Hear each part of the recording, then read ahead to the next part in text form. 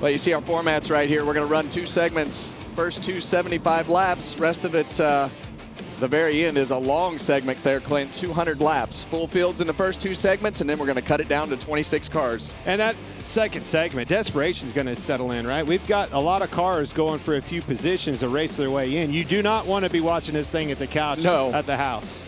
That can happen, and it's going to happen for some of them. Yeah, and we've got 19 guys that are locked in. Our 25 and 2026 race winners. We'll have a fan vote when we get to the end of segment number 2. We've got past champions, all-star winners. But that bottom line right there, best combined segment 1 and 2 finishes. And you heard Denny Hamlin talk about that. He knows that getting through traffic is going to be the most important piece. Well, that is flipped right here in this first segment. We've got so many good cars at the back of this field that it is definitely going to be interesting. Absolutely. Larson was the other champion back there that I was thinking of when I was starting with that. Larson, Blaney, Elliott all at the back. Well, this is a little bit interesting today. Just you and I standing up here. I feel like I'm lost. Mike, we need you in a hurry, but you look good up there. I'm proud to be your partner in crime. Hurry up. Bring him home. Here we go.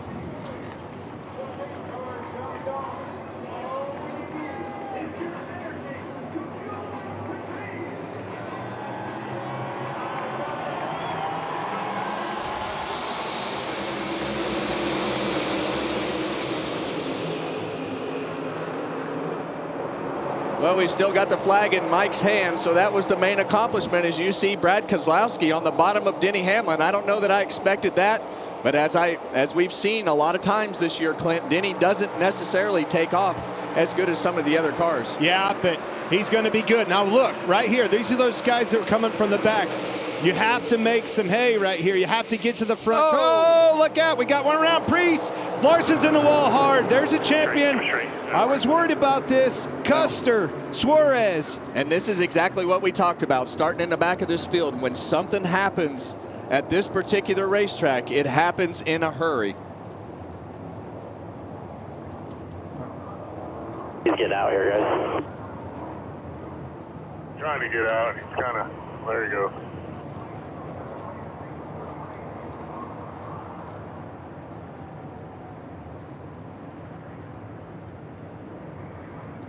Yeah, you see Cole Custer right there sitting at the top of the racetrack with that window net still up. It spun backwards a little bit like we had at Bowman Gray.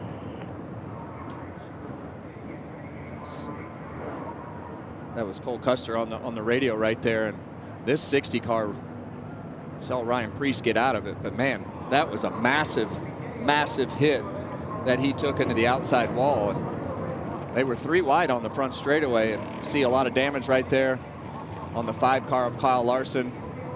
Ryan Blaney's tore up.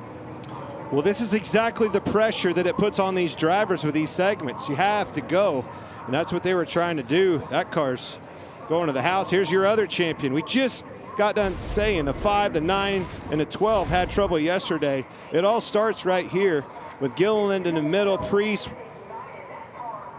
is going to come around here. They're 3 wide off of 4. See Zilich coming on the bottom.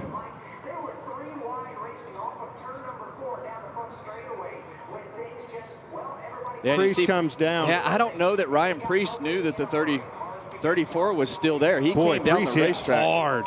That was an extremely hard hit with that 60 car, but definitely came down, whether he was cleared, to your point or not, Kevin. Yeah, that's what started it. It just catches the left rear. You see him come down the racetrack right there. And that just sends Larson almost head on into the fence. On board with Ryan Blaney.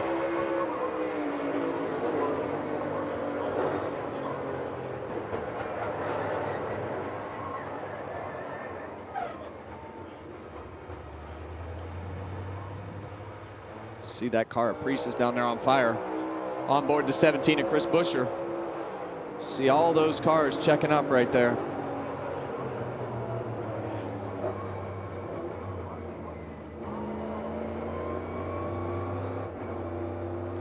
Look at it from on board the 5 of Kyle Larson.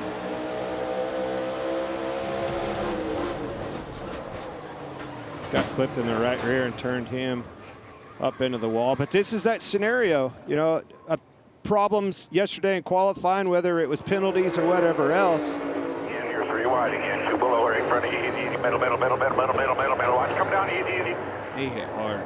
But this isn't the last.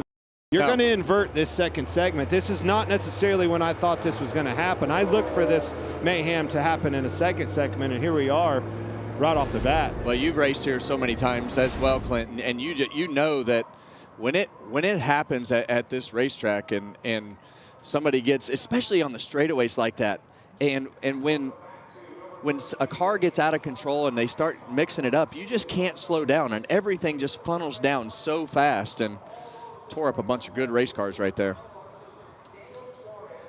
Custer's obviously trying to get his limp back to the garage area. That's why his window net's still up. Let's listen to some radio from the 34th car of Todd Gilliland. Yeah, I mean, the right front's killed, the rear hit everything. Yeah, I don't know what happened right there. Changed lanes, and you were there, so you did nothing. It's fun. Let's go on board with Ryan Preece right here. And looks like this is where that wreck started. He tries to change lanes.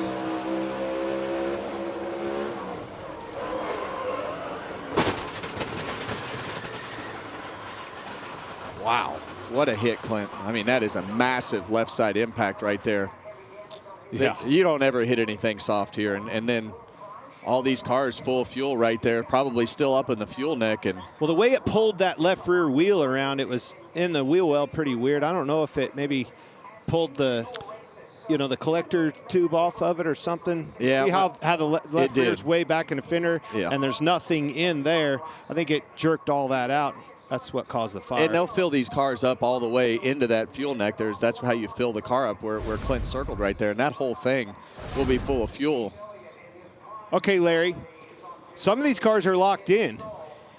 What can we do to these race cars that are locked in to be a part of the show in that third segment? All right, remember, there were 9 drivers involved, some with major damage like Ryan Preece, some with just slight damage.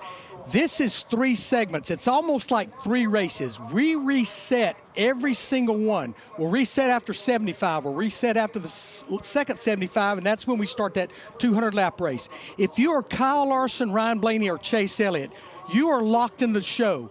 If you can get that car repaired before the start of that final 200-lap segment, you are already locked in. You can start it. Now the others, I think Preece, their day is done. But if you are John Hunter Nemechek, Cole Custer, Todd Gilliland, Michael McDowell Suarez, if you can get your car repaired now, you are still reset and you can start that second segment of 75 laps. And that's why you saw them trying to stay in the car and get it to the garage area as fast as possible. I'm not sure that Cole Custer's getting that one back out. Both front wheels right there headed in different directions. But you see all the cars that were involved, and now you see the drivers locked into the final segment. This is not where my focus was. And Mike, thank God you're back in the booth with us. You did a wonderful job. I knew you were going to nail it. You look good up there. I learned from one of the best. I spent a lot of Friday nights in the PA booth at Stafford, Connecticut. Frank Scamato, Eddie LaRue on the flag stand, and Frank was a showman. So he really did. I tried to do it well. What is it? In the arm and the rib? What's the technique? Well, it's the figure 8. Oh, yeah. All right, to get them going. And then it's snap, snap, snap on every row. Figure 8, snap, snap, snap. That's the combo, baby.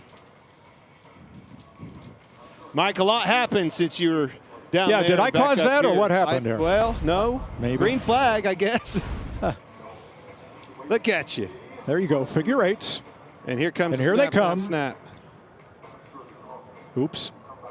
I'm just glad you didn't fling the flag down there. Watch this, Mike. I talked to Michael Waltrip and got advice from him earlier. Huge hit for Preece. This is so sad. Gosh. Did you see that safer barrier move? Cannot tell you how many times that has helped save all of us on this racetrack. 9 cars involved. Ooh. And it was just, it looked like Chase Elliott's view.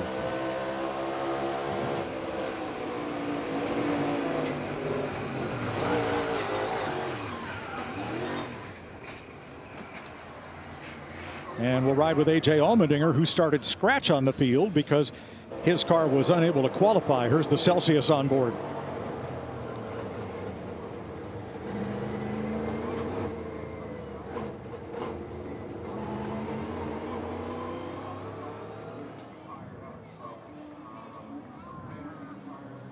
safest cars in racing. Always scary when you see flames. Yep. But you can see that driver's protected from them flames. All behind him. And it looks like a backup car coming out, perhaps Ryan Blaney's. Or maybe parts. Might be going for parts, Kevin. We're gonna need some parts, that's for sure. Yeah, that Mohawk Construction Ford. Good thing Ryan is okay. I'm trying. My jerk cam's up. Jamie, hi. And Ryan Priest just walked out of the medical center. He just asked to see a replay, so we're trying to get that going for him. But Ryan, first off, that was a huge hit. Are you okay? Yeah, I'm fine. I seem to take big hits. But no, I mean, I don't know what happened. Obviously, I got to see a replay. But if it was anything, it was probably close on my part to go into turn one and just got sideways. So I'll have a better idea right here. Nope. Can't really see it. Yeah, it didn't really show us there. So yeah, I mean, if it was my fault, I'm sorry. So yeah, tough way to not finish a race on lap one. So yeah, just move on to Charlotte. Glad you're okay, Ryan. Thanks. Looked to me like he might have had some contact from behind as that started out. But we're informed by NASCAR, and backup cars are not allowed. Yeah, he definitely had some help, and it came from him changing lanes right there. The 34 still right there, and it just caught that left rear fender as he was trying to come down the racetrack to block that run, and unfortunately wound up with a massive hit. And I'll be honest, guys, I have not seen one of those cars, one of these Gen 7 cars, catch on fire like that. Very unique situation so early in the run with that car full of fuel, and the way that it bent that left rear like you were talking about, Clint, that fuel neck probably full of fuel right there. Yeah. Well, you'll definitely, they'll take this back, as we always do when we have an incident like this, and learn from it. But the way that wheel's, pulled back in the fender well there, and you can see nothing in the fuel neck, I think it's probably knocked that neck out of there and caught it on fire. Sparks or whatever else lit and ignited the fuel. But these cars, Kevin, they have a firewall here and here, and that keeps that fire and all that stuff out from the cockpit of that car. That's one of the hardest hits I've seen in a while. And that's a lot of damage. That is more a lot of than damage. I thought. So something else that's new this week, and it may have come into play right there. At the base of the A post on every car is a kill switch that rescue workers, as they're rushing to the driver's aid, can shut off all power to that car, most importantly to those electric fuel pumps, and that is now mandated. And it's in the same place, every car, every track, every race, for safety workers to be able to rely on the ability to do that. Yeah, and that's a great addition. Really, when you're in a situation like that, when a car is on fire and everything is happening so fast, and asking the safety worker to go through the process of flipping the switch off inside the car, now they can just push a button outside. Now this morning, crew chief Justin Alexander allowed us to sit in on Team 43's pre-race meeting. Stay up, stay hydrated, communicate like we've been doing, execute like we've been doing, and we can go out and have a great day. I really do believe that. So just proud of everybody. Yeah, we're going to go get our all today. Whatever happens, happens. It's there's no points on the line, but there's $1 million to win. So it's time to go get after it and leave it all out there. So just appreciate everyone's hard work, and yeah, let's go get it. Eric Jones started third today. Larry, let's talk about these cars that are currently off track and what their options are to get back on. Yeah, and Mike, to your point, I confirm with NASCAR as well, even though these are like 3 different races, you cannot unload a backup car.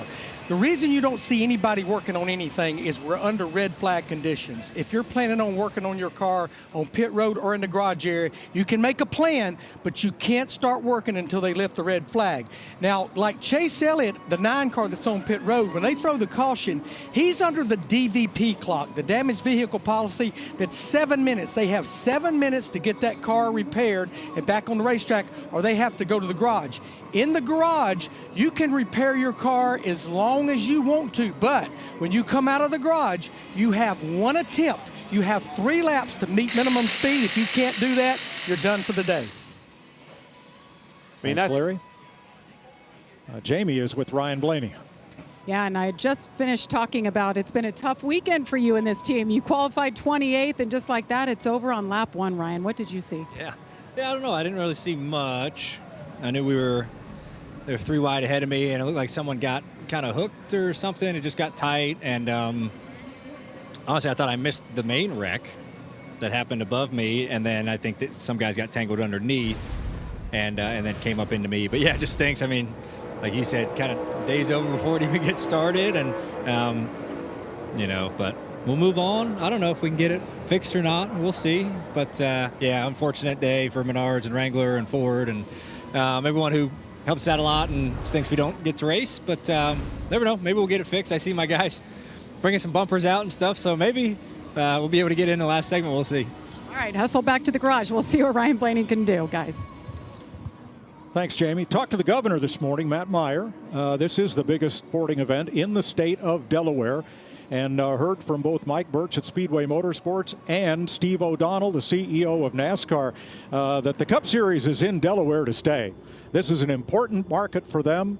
We will be back at Dover next year. It might be a point race, might be the All-Star race, who knows, but we're here for a while, so concrete and crab cakes for everybody. The All-Star race continues next on FS1.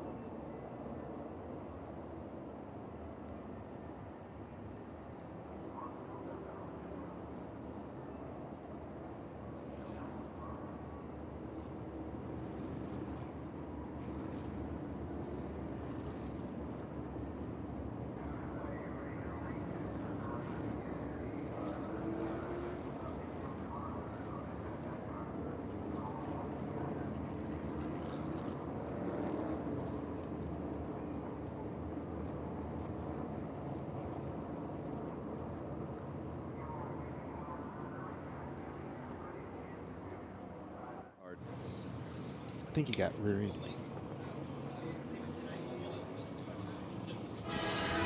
The greatest spectacle in racing, 1 week away. The 110th Indianapolis 500, the world's biggest race, and it's next Sunday, only on Fox. Looking forward to watching that one. Regan, how about these cars under repair? Well, Mike, it's definitely gotten very busy down here in the Cup Series garage. And just to update a couple of the cars that are back here in the garage, the 12 car of Ryan Blaney. Of course, we saw them getting the bumpers out as he was doing his interview a little while ago. They are going to do everything they can to repair that 12 car and try to get it back out for the final 200 laps. The same goes for the 5 of Kyle Larson. They looked at it in the pit stall. They determined they needed to go behind the garage to make the necessary repairs, or back to the garage to make the necessary repairs to that 5 car. They just rolled back here, but a really good plan from Cliff Daniels. They've been talking it over, and as soon as the car got here, the parts were immediately going basically off of the hauler onto that race car. So busy times down here for these crew guys. We remind you that these cars are locked into the 200-lap finale. So they have 146 laps to work and make repairs and get them tuned up. You were probably calling the 2001 All-Star race when we drove into turn 1. Yeah. And it started raining. Without completing a lap. And we wiped out almost the whole field. And they let us actually change the rule that day that you could actually pull the backup car out of the trailer because of extreme circumstances, AKA they didn't have enough cars to continue the race. But that was this reminds me a little bit of that 2001 All-Star race that we did. This is pretty extreme. This is pretty extreme. And I believe on that night, Jeff Gordon, Ray Evernham pulled a car out of the hauler and won with it with a backup car. Yeah, we did not. We pulled our backup car out. we did not win. You didn't work on it enough. Submarines.com cam on board of Chris Buescher, currently 24th. Fellas, you got to do this because you stand up on that flag stand, you got 25,000 horsepower coming at you. But did it catch you off guard? What a rush. No, it was fun. Good for you. And my neck doesn't hurt, Clint. Mine does. All right, Kevin, this start of the race, Denny gave him the bottom. All right, here we come to the Echo Park Automotive Restart Zone. 5 laps complete. And we're back to green.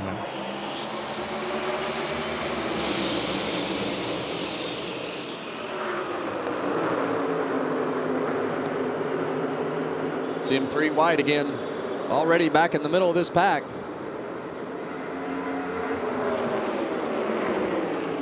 Wreck like that at the beginning of the race sometimes gets the attention of the rest of the field to say, okay, we are at Dover. We probably need to take our time because those look like they hurt when those guys wrecked right there. Those were big hits. 5 cars in the garage, 31 cars racing to complete these 75 laps. It's called the first segment, but NASCAR is officiating each segment as if it was a separate race. Wow, that's close. Nothing on the line. $1 million to win, no points, nothing to lose. What's on the line for those drivers right in that scrum is advancing to the finale. Best 6 combined finishes of segment 1 and 2. And they're all up for that. Yeah, you see Joey Logano right there underneath the 54 car of Ty Gibbs. See Ty up the racetrack kind of sliding around. Look at this, 3 wide going into turn number 3. Nobody's holding back in this group. Yeah, I guess I shouldn't be surprised that it is the All-Star race, and typically everybody is more aggressive than they are every other week, but these guys are definitely trying to make hay while these tires are fresh, trying to improve those positions. I think you said it right there, and that's where I was wanting to go next. I think we need to settle in. I think with this low downforce, high horsepower package that we brought for this All-Star race, I do think the role is going to change a little bit. I think passes could come easier as we go and the tires start wearing out. I think handling woes are going to happen in a hurry. For the drivers that have to race their way in, this is the race to make the race. From the Celsius cam on board Allmendinger. When we invert the top 26 for segment 2, it's going to move a lot of those cars up toward the front. But the drivers that move up toward the front from the invert are going to be saddled with a not so great finish in segment 1. I don't know if that's a good plan if you need to advance. Well, you see all those cars in gray on our scoring pylon. Those are the cars that need to be the first 6 cars to qualify into the final segment of this All-Star race. So right now you see Eric Jones is the top car on that list with his, as we ride on board with the Advent Health Cam on board with Jones. So they did a great job yesterday in qualifying, gave themselves great track position to start this race and had a lot of speed on his laps. Jones started this race third as a result of the unique 3-lap qualifying with a pit stop. And the one thing right there, you see Tyler Reddick starting to work up the racetrack. Yesterday, the O'Reilly Series race was won by Corey Day all the way up at the fence. And I think what happened is, as you see Denny Hamlin looking to the inside of Brad Keselowski, but I think that resin on the bottom of the racetrack has worn off a little bit. They found that fresh resin all the way up against the wall. So you have a lot of options from the driver's standpoint today. And what does that tell me? As driving this racetrack on Friday and being in that resin that you speak of, Kevin, see the 6 car starting to move up. Cars probably getting tight, right? And you have to start making this track bigger because of that. Move around, find some better grip. Excuse me, Cole Custer checked at the infield care center and released. Here's Jamie. Yeah, just an update on Tyler Reddick. I talked to him this morning. He started 14th. He's already up to 6th. And he told me this is the best car we have had here at Dover. And you know they have the higher horsepower package. He said, I love it. He said it makes a difference and it's more fun. He said, we're going to be top 5. Don't count us out. Wow, he's 6th right now. I'm with him. When we watch these cars practice and qualify, they are a handful for the drivers. The drivers all want these cars to be hard. Wouldn't surprise me if we see this low downforce, higher horsepower package at every single track at a bare minimum. Even though my wish. We might be able to squeeze a little more horsepower out of these things because it definitely makes a difference. Talked to Denny Hamlin leaving the drivers meeting. I said, hey, do us a favor on Fox. Don't stink up the show today. He said, hey, at some point I'm going to have to start in the back, you know. I go, yeah, that'll be fun. Well, he makes this pass right here. He's going to stink up the first segment, but Brad Keselowski is not going to make this an easy pass. All you have to do is stay right there where he's at, take that exit away from Denny Hamlin. As long as you're door to door, he can't use the real estate he needs and has to, I think, still going to be there one more lap. See, he can't clear him up, slows him down, have to lift off the gas, and 6 car comes right back by you. But I think he's going to prevail here. Yeah, he's going to prevail, and that's what we expect out of Denny Hamlin is to lead this race and have one of the cars to beat, as he has been so many times here at Dover. But let's not cut Brad short. That RFK team has been stellar this year from an improvement standpoint, and the consistency and the way that they can grind races out and get finishes. I think that's the most important thing you said right there, grind it out. He gets it at the end of the race. They just slowly but surely stay in this thing and are in it when the money's on the line. 9th place, Joey Logano, Kyle Busch, and Daniel Suarez. I think if you're going to start on the front row for the finale, the 200-lap feature, if you will, you're going to need a total of single digits of your finishes in segment 1 and 2. Yeah, I'd say you're probably right as we ride on board with the Hunt Brothers Pizza Cam and Joey Logano right here. He's got Kyle Busch up on the outside right there. Actually went up there and drove all the way to Kyle Busch, and now you're seeing Kyle go back around the outside. And I think that's probably a great point to make right there. Yes. You're going to see some cars that take off really good, and you're going to see some that just absolutely have the bottom fall out of them because it's going to wear those rear tires out. And when you wear the tires out here at Dover, there's nowhere to hide, Clint. And that's exactly what you're seeing. Look, the field's spread out. You don't see anybody trying to find the air, get the air on the race cars for the downforce and be by themselves. Already handling becoming an issue.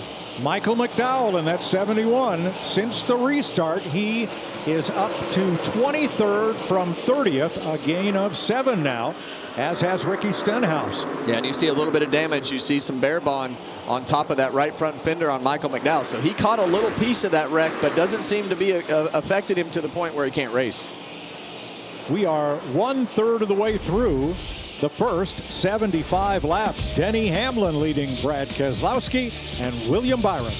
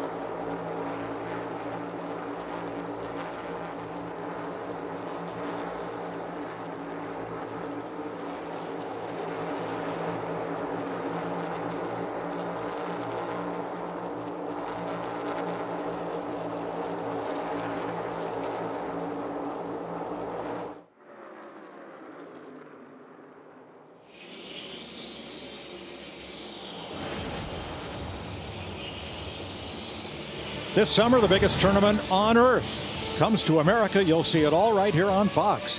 The 2026 FIFA World Cup kickoff is June 11th on Fox and FS1. Here at Dover, Delaware, the NASCAR All-Star race. Denny Hamlin's now led 16 laps, equaling the number of laps Brad Keselowski led at the start of the day. One big caution. Kyle Larson released from the care center now, as has Todd Gilliland. Regan?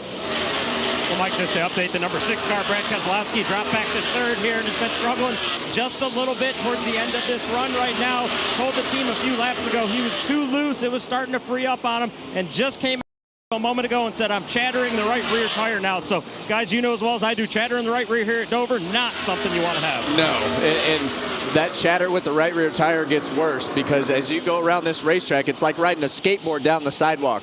Very choppy, lots of bumps going into turn 3. If that right rear tire is wearing out and starting to get loose, you are treading water for a long time. 40 laps to go at Dover. When you're already chattering the right rear tire, that's big trouble. And you see him moving around on the racetrack, running the bottom this lap, trying to find a different way around here to find some grip, try to find some stability, and you see it wiggle again right there on entry. That does nothing but get worse. But the good thing about this racetrack and the banking is you can move around and try some different things. Look at how hard they're running back here from about 21st on back as drivers are trying to get them into a position that will give them a low enough finish combined with a segment 2 finish to transfer into the main event. And all kinds of lines around this racetrack being experimented with. That's something I love about watching a race here. From my standpoint, there is not a better racetrack on the circuit. Dover is a challenging racetrack from a driver standpoint behind the wheel. You're able to drive the car really hard and into the corners and be able to go back to partial throttle. A lot of things that you can do to be able to manipulate the car if you have a certain handling condition. Let's go up to 4th place and some radio from the Toyota Racing on board of Bubba Wallace. Oh, let me have it. Clear. Holy probably gonna wreck it. Yeah, he was talking about the one car, Ross Chastain. Yeah, I've been a little sarcastic there on Ross letting him go by. Sometimes Ross can be a hard pass. And here's Ross around the outside of Tyler Reddick. This is for 5th place. Yeah, that's a good look how far he is up the racetrack. He's got the experience from yesterday from the O'Reilly Series race, and that's really what exposed this outside lane as being very useful. And I promise you, if that outside lane is good, Reddick's going to want to be up there, just like Corey Day was yesterday. And that's what won Corey that O'Reilly Series race, finding that outside groove, finding somewhere where the cars weren't, that fresh resin up on top of that racetrack that had all that grip, and he made it work for him yesterday to get that win.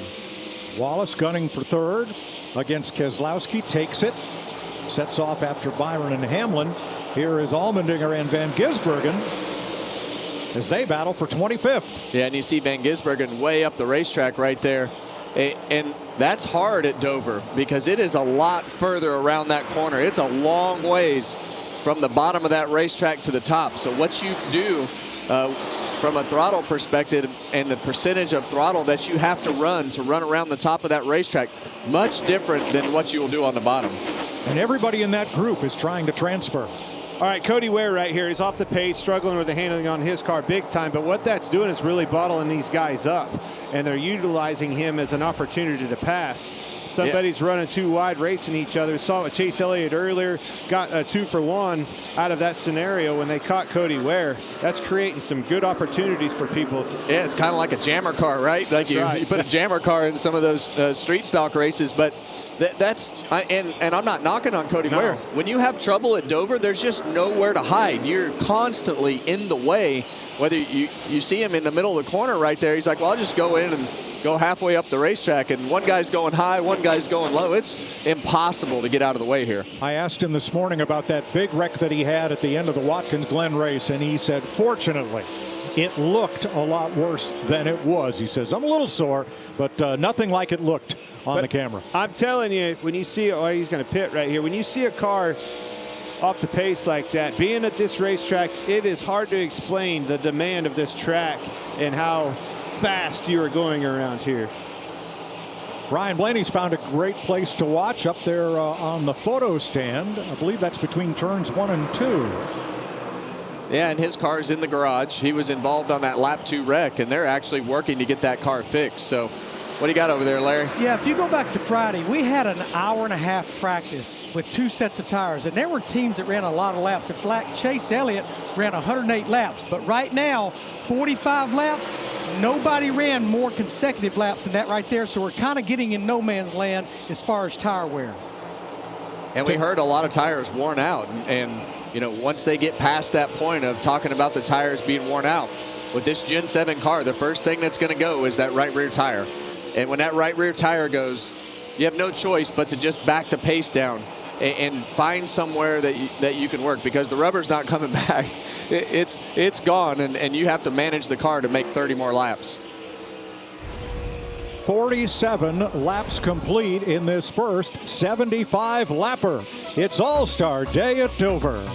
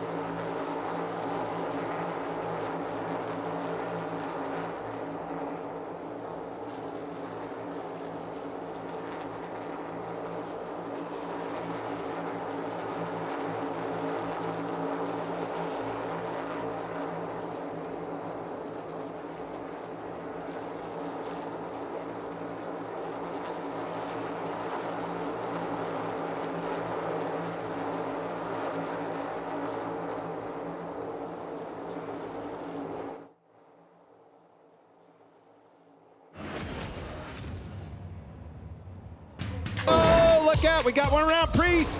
Larson's in the wall hard. There's a champion. I was worried about this. Something happens at this particular racetrack. It happens in a hurry. That's the only caution of the day so far, with 9 cars involved. Regan? Well, Mike, just to update the number 23 of Bubba Wallace running in second right now. Things going very well for that car. Bubba has been quiet on the radio so far, but this good run goes all the way back to practice on Friday. They had a very good practice practice in which they made 2 extremely long runs, and the team told me earlier that they felt like things were going to be really good in race for them today, even with the difference in temperatures between the 2 days. So far, looking very good for the 23, Jamie. And Chase Briscoe back in 9th, going in the right direction, started 16th.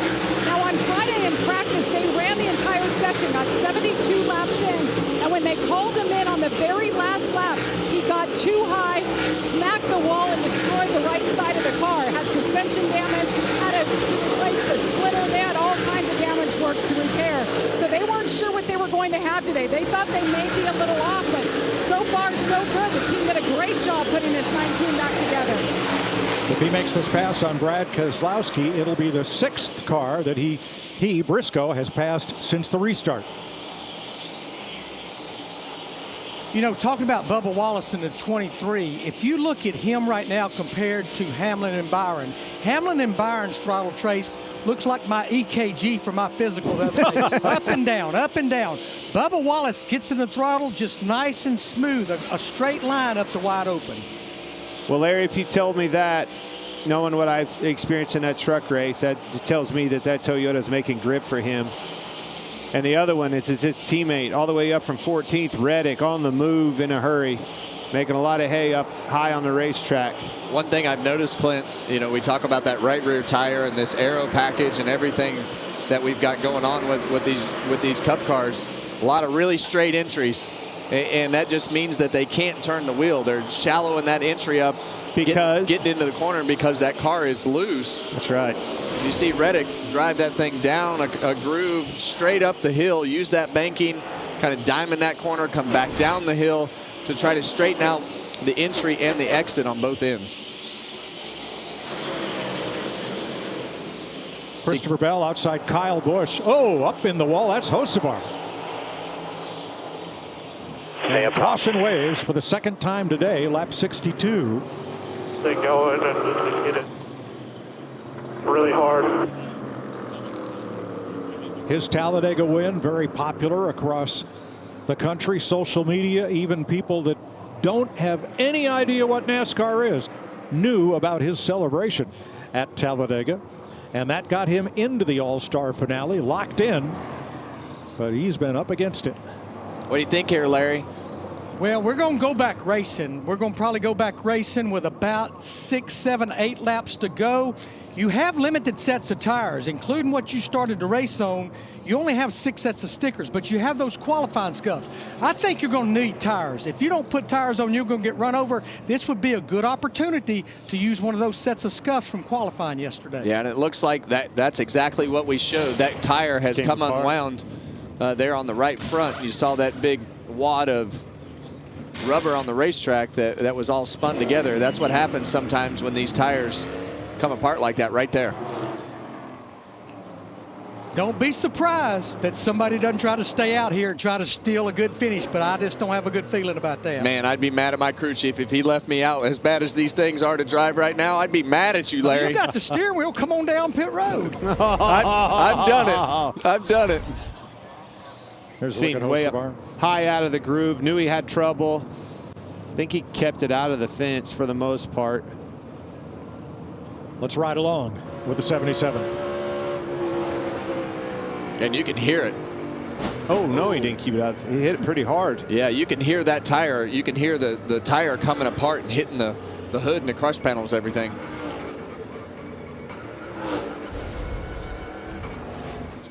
There's the breaststroke cam on board Austin Dillon. He is 15th for Richard Childress Racing. Kyle Busch up in 7th spot after restarting 11th.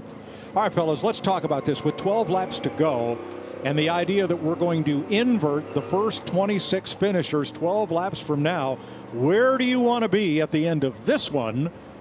Do you want to be up front and start out back? Do you want to be in the middle of the field and start a little farther forward? Take one at a time. I want to win this one and then figure out the next one. As far forward as you can get, and I agree with Clint. That's rare, but I agree with him that you want to be as far forward as possible in every segment. All right, Josh Berry gets the free pass on this second caution of the day. Now we remind you that some cars are still being worked on in hopes of being in the 200-lap finale, for which they are already locked in. And that includes Kyle Larson and Ryan Blaney. Here's our aerial coverage brought to you by Goodyear. Born on the track, built for the street. The Goodyear blimp is here. I saw it Friday, but it was up in Pennsylvania over the PGA Championship, not far from the Philadelphia airport. Well, they didn't have to go far. Yeah, sorry it didn't make its way down here to Dover. It's not far. There you see that right front tire that came off the 77 car. All right, pit road will be open this time. They'll get a fresh set of Goodyears if they want them and fill up with Sunoco race fuel with Poet Zero Carbon bioethanol. Sunoco refines that fuel about 60 miles from here in Marcus Hook, Pennsylvania, just north of the Delaware line. Jamie? And Denny Hamlin just saying he's a little tight mid-corner, a little loose into 3. We could see a mixed bag here. He was talking about tires. They might take right sides only here for the 11. Meanwhile, the 24, William Byron, was pretty good. 2-3, though. He was barely hanging on there. Looks like right sides as well. Ricken.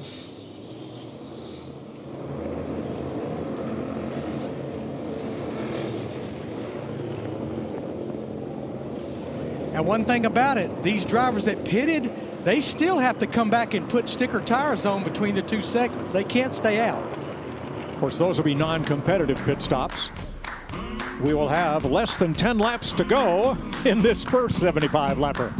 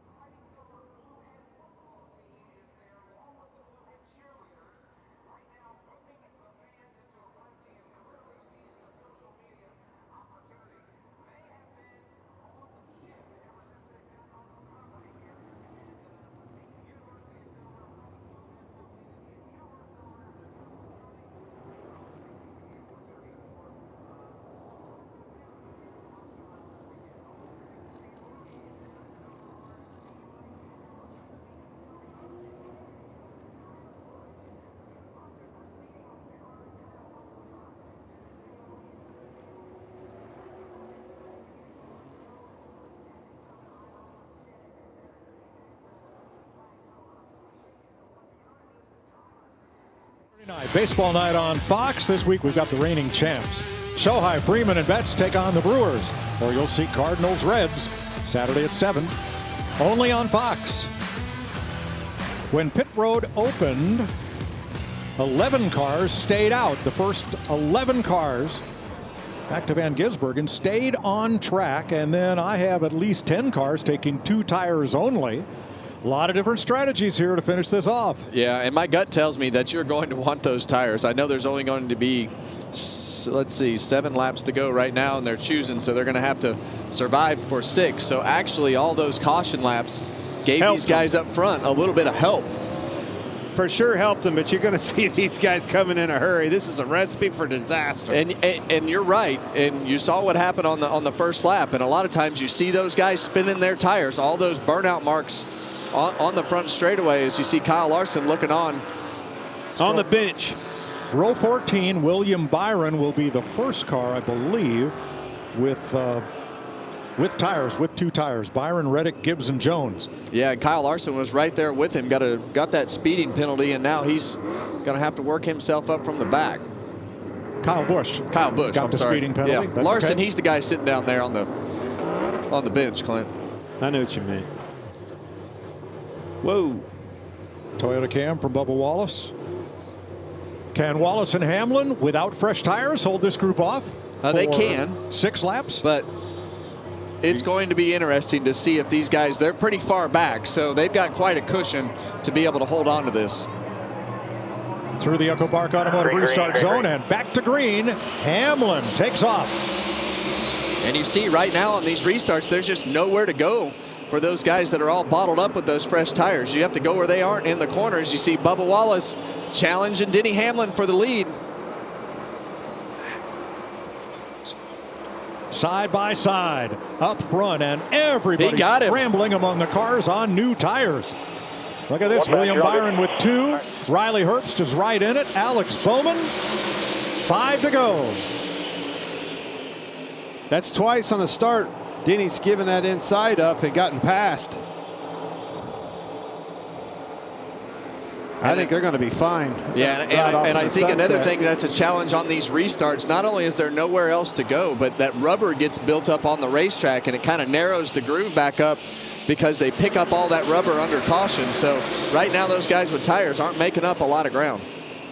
Herbst in the 35 and Bowman 48 side by side. They are the first 2 of the drivers who are trying to transfer into the 200-lap finale. And there they are right there. Herbst and Bowman on the bottom with those tires, and Reddick trying to get under him. He's going to do it. He's going to get 5 of them. You don't hear that every day. He's going to get 5 of them, Mike. Yeah, Christopher Bell is we got him around. Herbst is around. And it's Riley Herbst, and he gets slammed into from both ends. Bell's into the wall. Busch is around. Nemechek, heavy front end damage. Well, you nailed it, Clint. I mean, this is what happens when you get guys on old tires, guys on new tires. You get accidents like that with the big difference in pace. Alex Bowman cut down to the bottom of the racetrack. Riley Herbst, who he was battling to be the first car, not yet qualified for the finale. And then chaos. Zane Smith, whose team won the Mechanics Wear Pit Crew Challenge yesterday, looks like he's headed for the garage. John Hunter Nemechek torn up. We might be looking for some cars to go out and get on the racetrack to make 26 at this pace. Elliott's, that car's got heavy front end damage. It might be done for the day. All right, watch Riley Herbst in the 35 right in the middle. Product of those old tires. See Bell in trouble behind him. Starts to get loose up off the corner. Bowman's there. Not enough room, and they're wrecking. And as Nemechek comes across, who does he catch but Kyle Busch, who had been penalized for speeding and ends up in this. That's the way it works. When you shoot yourself in the foot, you wind up back here in the hornet's nest, and that's the end of it. So this will end segment 1, maybe just in time for some of these drivers. We'll give you the scoring, the rundown, and look at the invert when we come back. Another multi-car crash. Boom, boom, boom, boom. Bang, bang, bang, bang. I love the way you walk.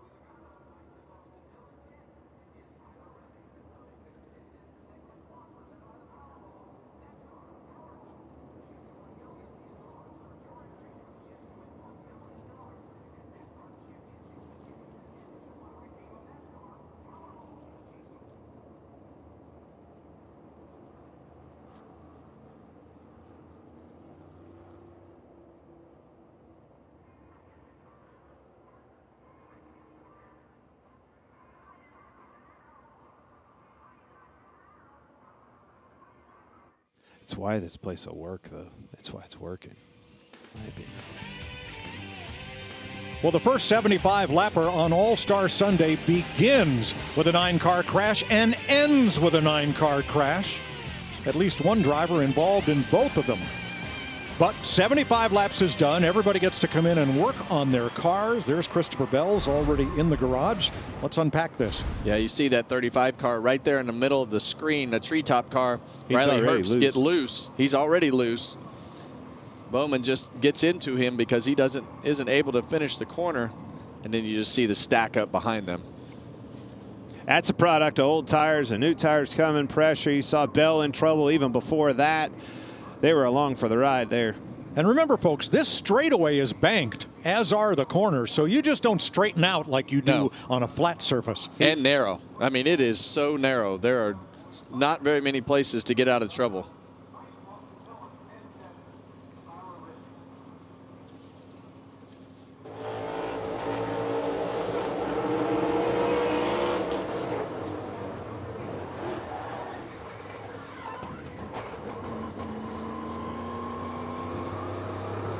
Next from Chris Buescher.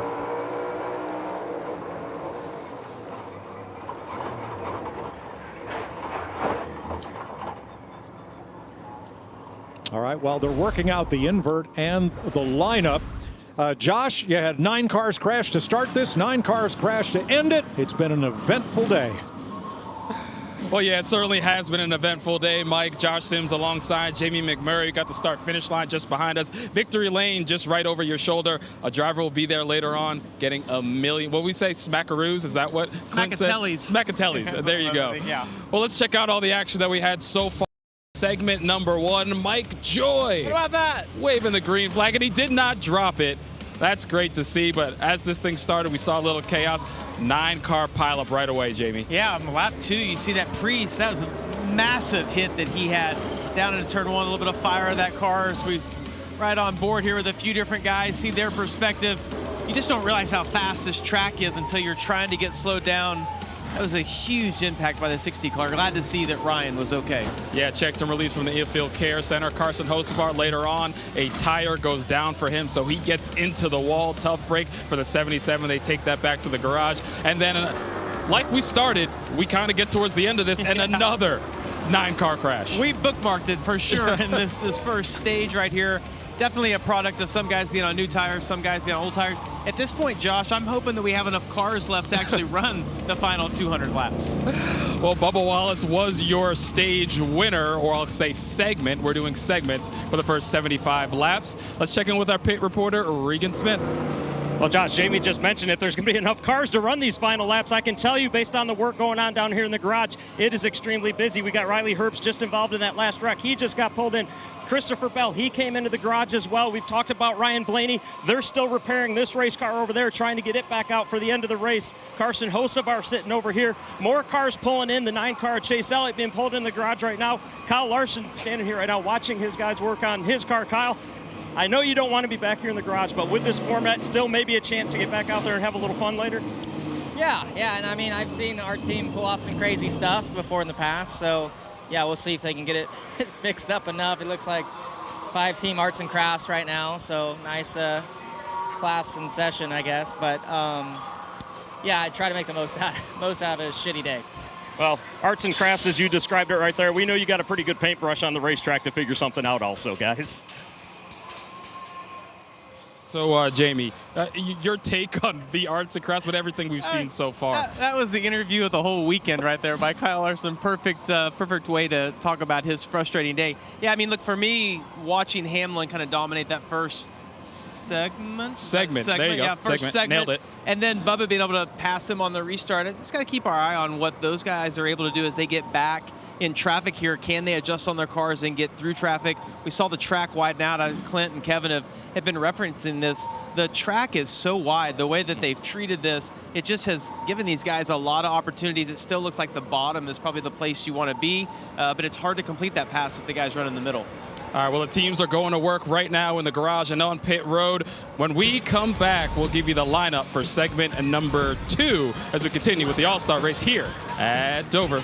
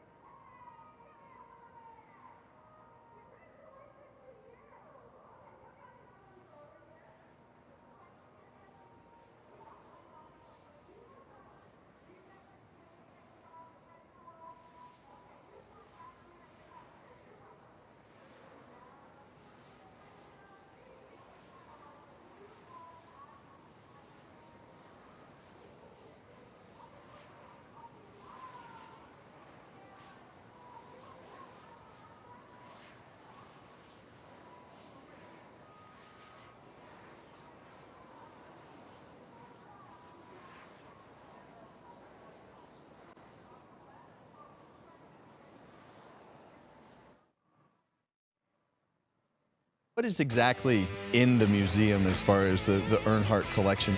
It's 40. We had 44 of them, and I donated one during COVID to Feeding America and Samaritan's Purse. We took the money and divided it between them. But that's the only one of them I've ever sold right out since we've been collecting them and putting them back as original as we could. I don't want you to take this the wrong way, but are you a pack rat?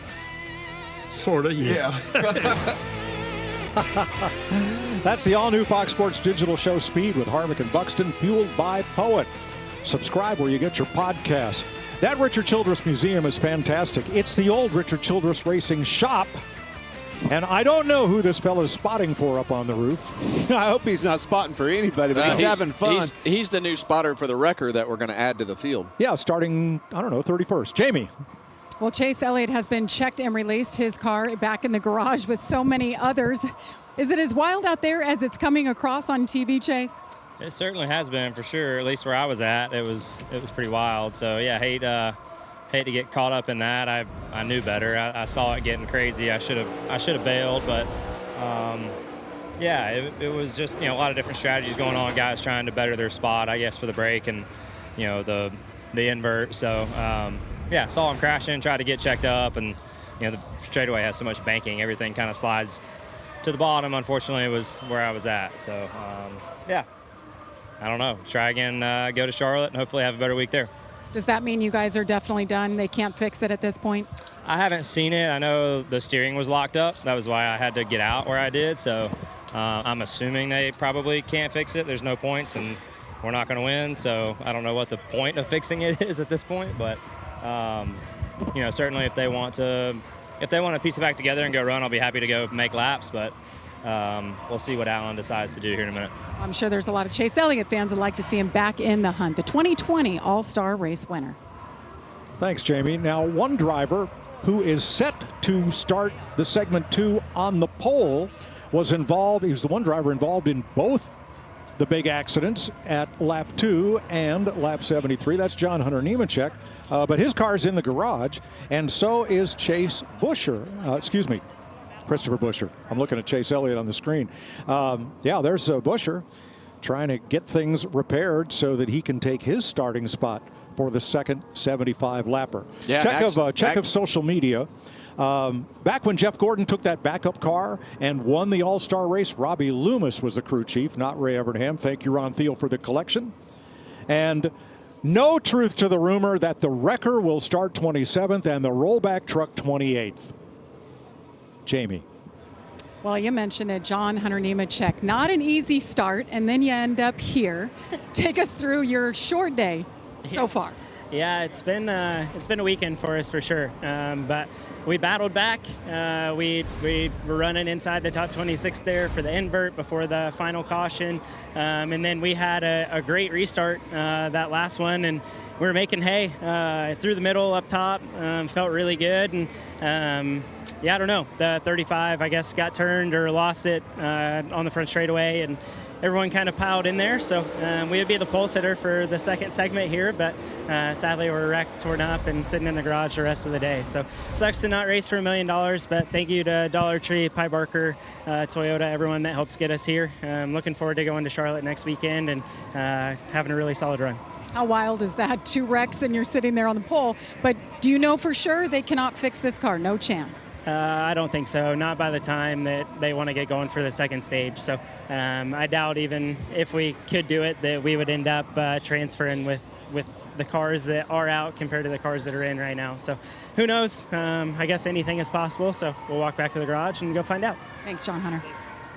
Well, Mike, he doesn't want it. Who wants to start this second segment up front?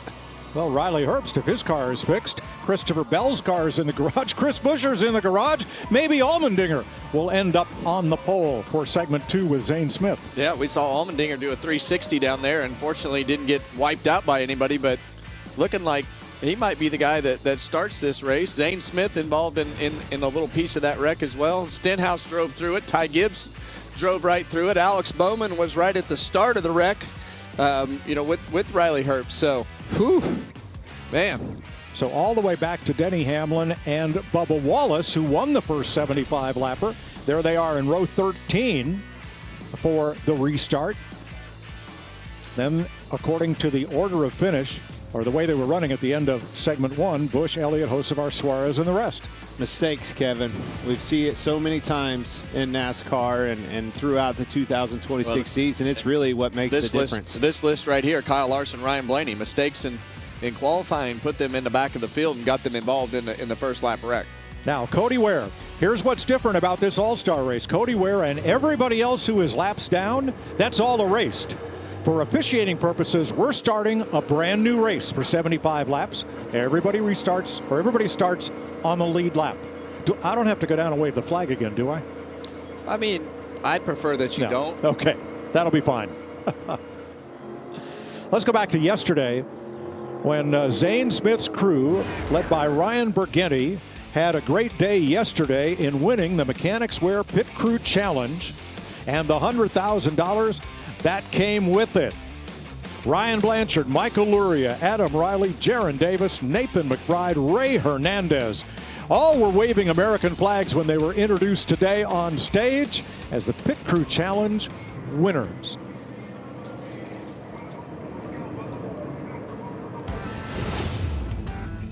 Jaron Davis, I'm a tire carrier.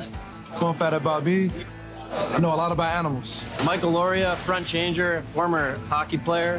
Just want to say hi to my wife Rachel and my daughter Lila at home. Name's Nate McBride, Jack Man. How about them dogs? Kenzie, I love you very much. Ray Hernandez, fueler, drafted by the Atlanta Braves. Adam Riley, rear tire changer. I get to quote all 3 Rush Hour movies, and me and Zane went to the same high school. Crew Chief Ryan Burgundy, product of Plainville, Connecticut. Family racer, Plainville Stadium, Riverside Park. His uncle raced at both.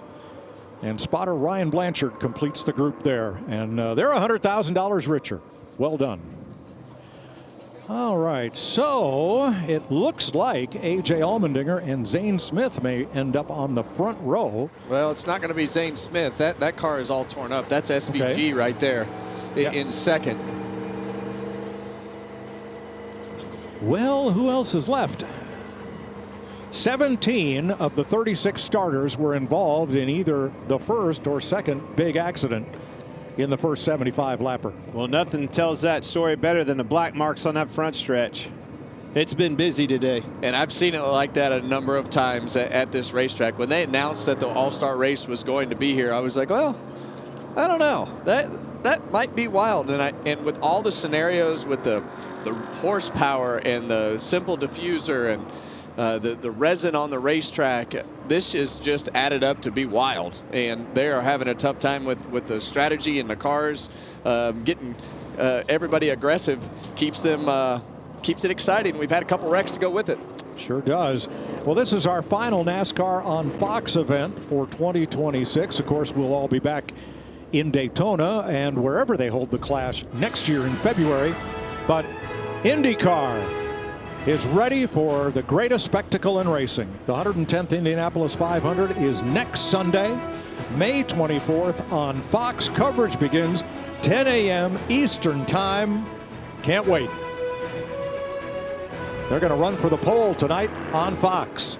Guys, I can help you with the math, including Zane Smith and the 38 that's on pit road. That's how many race cars are out there right now, 26. And there's not 26 that are intact. No, but there's 26 running. Well, let's right along with Bubba Wallace and Denny Hamlin that obviously stayed up front in that first one. They haven't been back here in this melee and the mess. Now the roles reverse, Kevin. And we saw that some of our good cars in the back of the field earlier, and now they're in the garage because of all the contact and things that have happened in those 2 accidents, and now they're in the eye of the storm, or we'll have to go through it at some point. But a lot less cars in that eye of the storm. I think they're set up in a good way. Denny Hamlin, Wallace, and some of those other guys that were running up front and out of that mess. So A.J. Allmendinger was scored as 5th at the finish of the first 75 lapper. He will be the control car to start the second 75 lapper. Everybody on the lead lap. And we'll see who's able to transfer into the main, the 200 lapper that will follow where somebody's going to win the biggest all-star game prize in all of sports.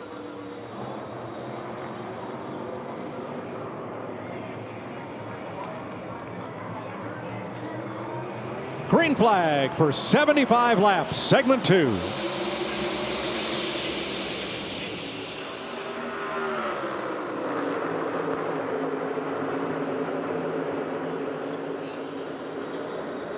You see those leaders right next to each other. See those hood flaps.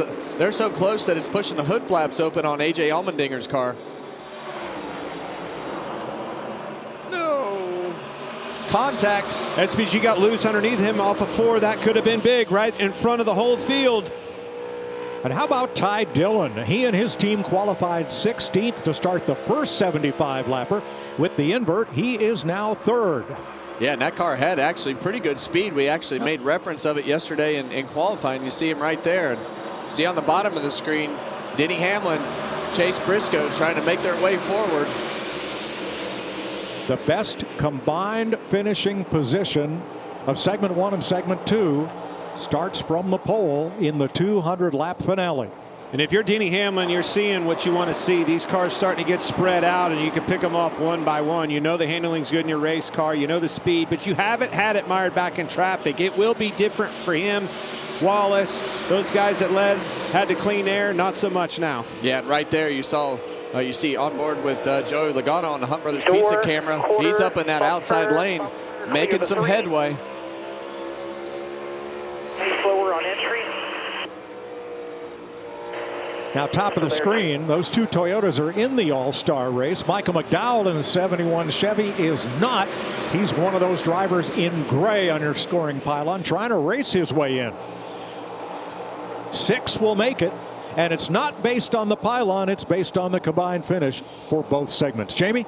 Denny Hamlin making quick work of it. He started this one 25th. He's already up to 14th. I asked the team if they made any adjustments, and they said no. He was tight when he was leading the race. They said he wants to be tight back in traffic, so the car handling perfect. Thanks, Jamie. You know, Mike, one incentive, even if you're not up in the top 6 score. Oh, trouble. Brad Keselowski, Ross Chastain, and maybe Bubba Wallace involved. Yeah. Hard contact with the inside of that wall right there at the end for Chastain. Both of those cars in big trouble.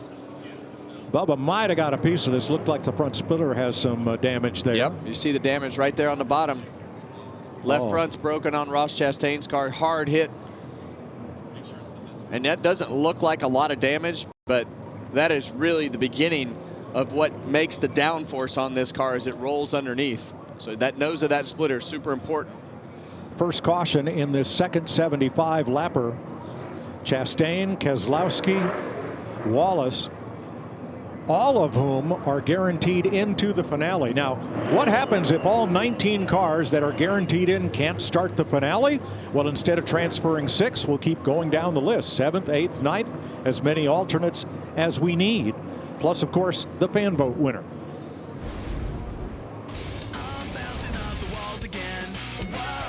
Turn number 2, Calamity Corner. 21 cars have been involved in a crash today out of 36. Wow.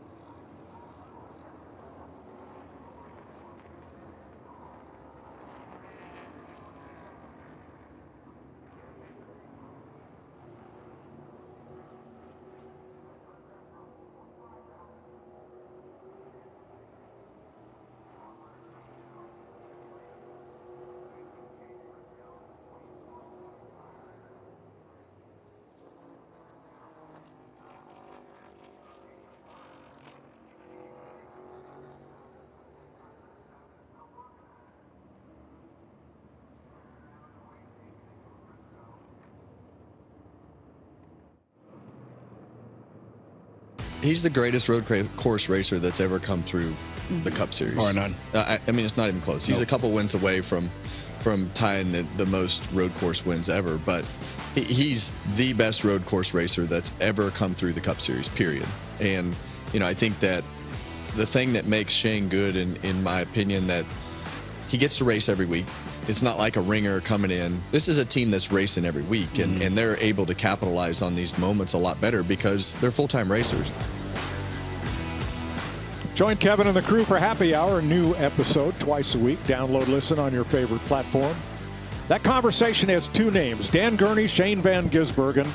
And I guess depending on, we talked about it. And we talked about it. That will be coming up on a future podcast about those two. I've seen them both, and they're both great. Great.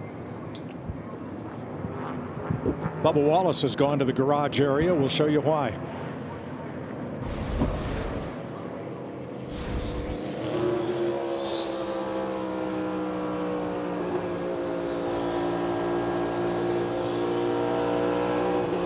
Oh, man.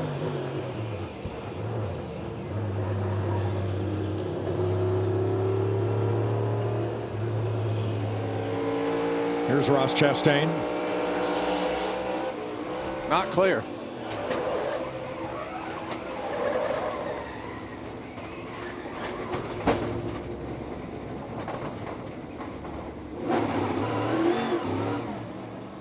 And Chastain to the garage.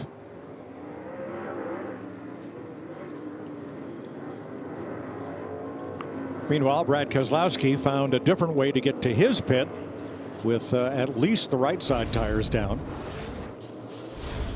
And we're going to come green with 65 to go in segment 2.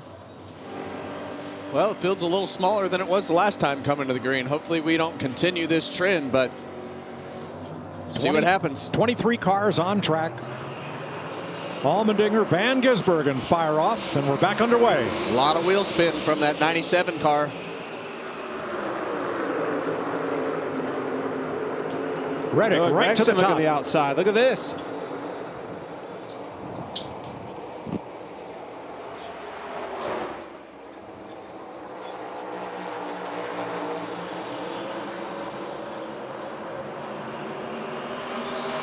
Great side-by-side battle for the lead with SVG and Allmendinger staying right down on his door.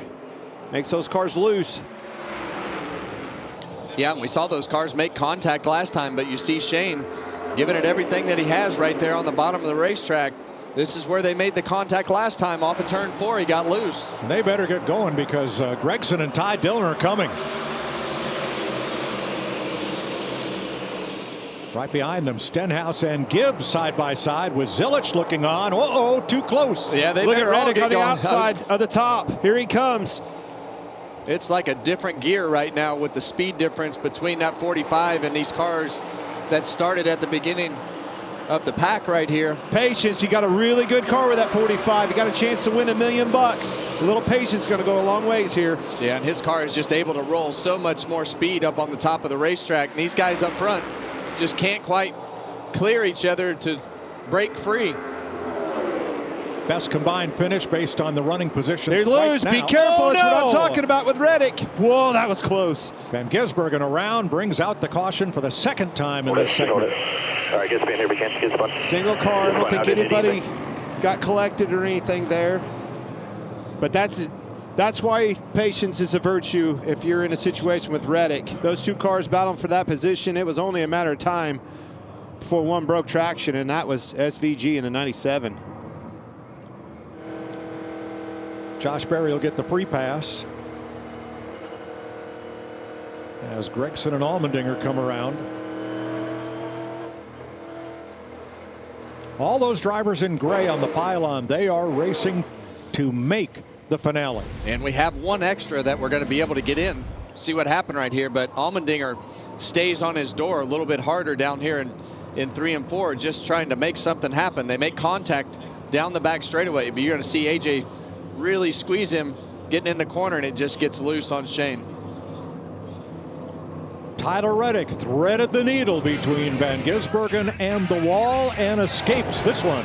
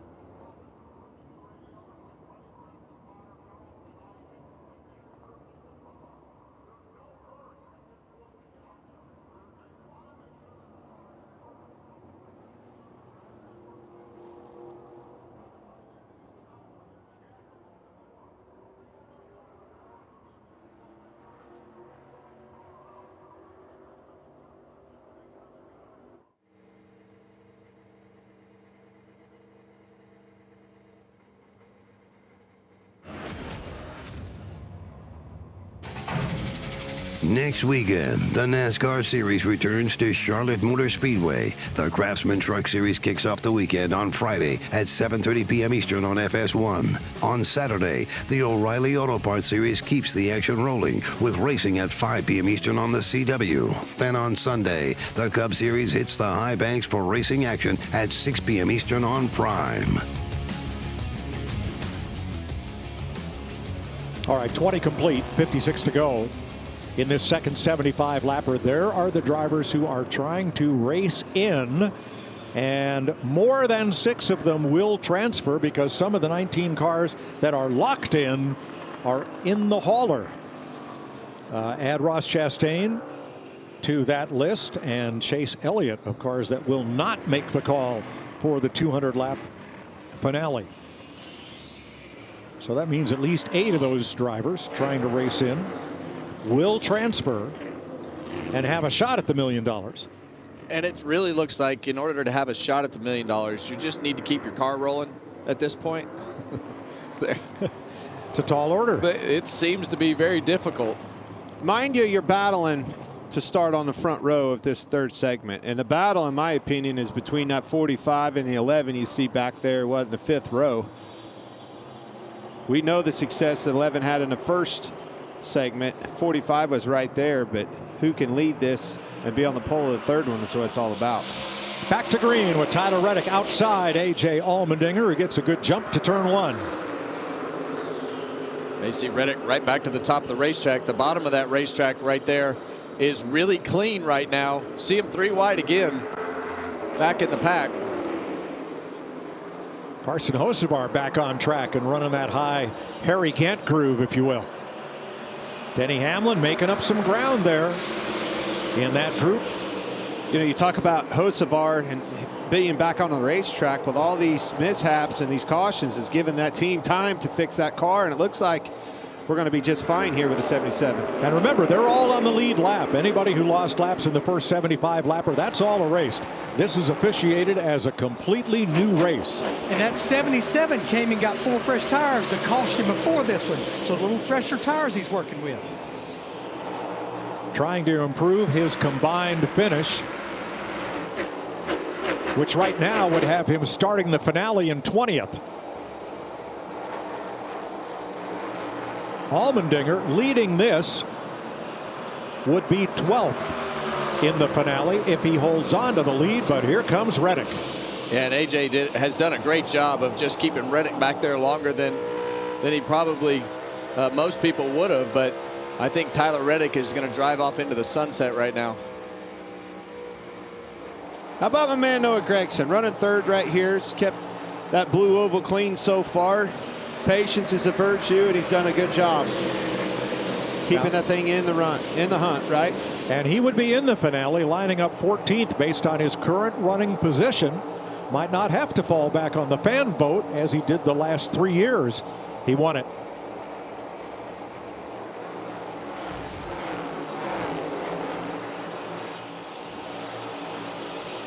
There are the drivers trying to transfer in, and most of them will.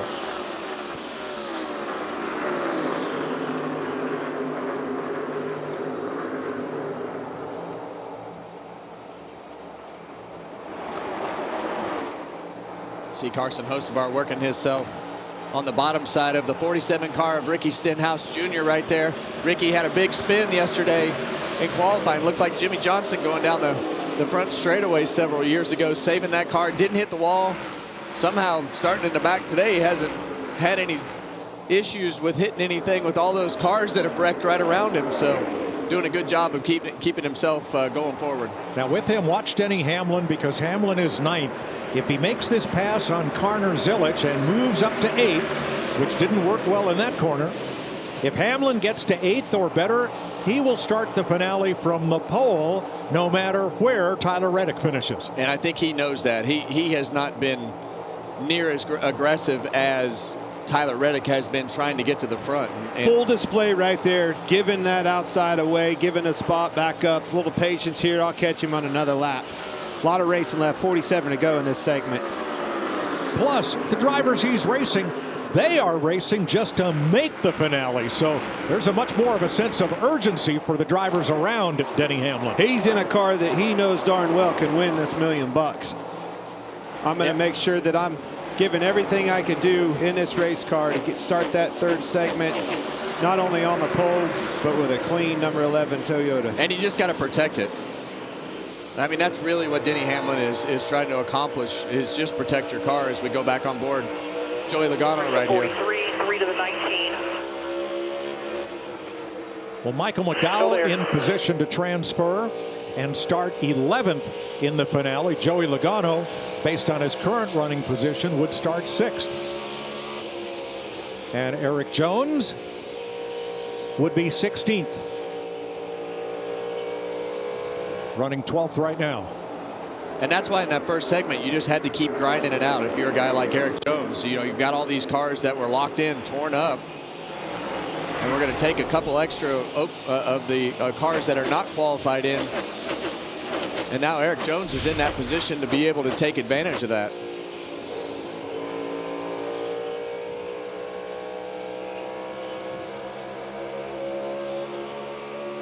Out by 5.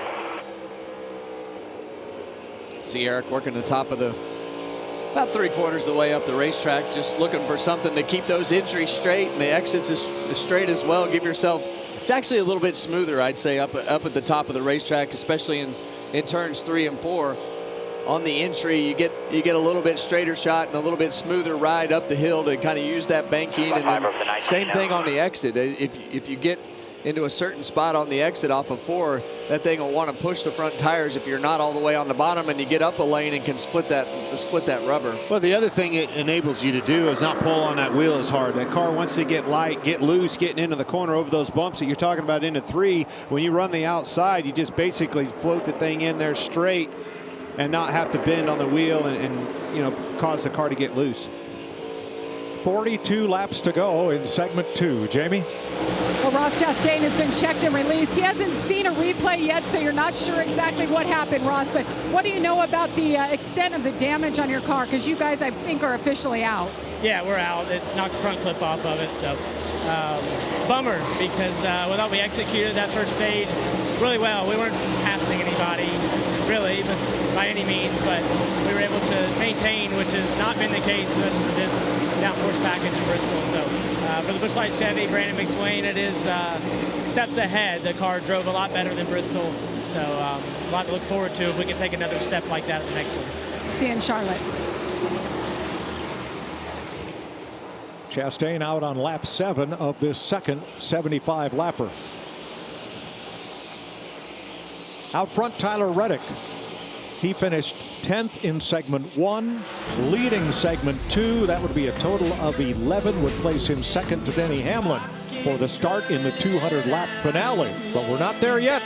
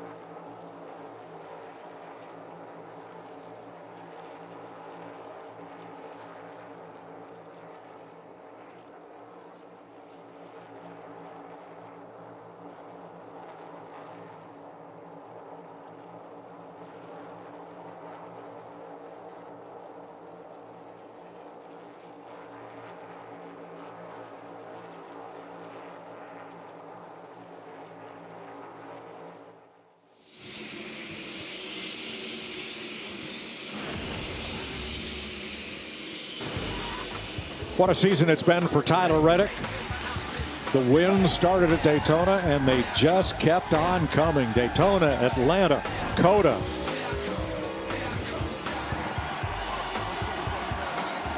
He, Michael Jordan, Denny Hamlin have had a lot to celebrate, and he is leading here in segment 2 with 31 to go.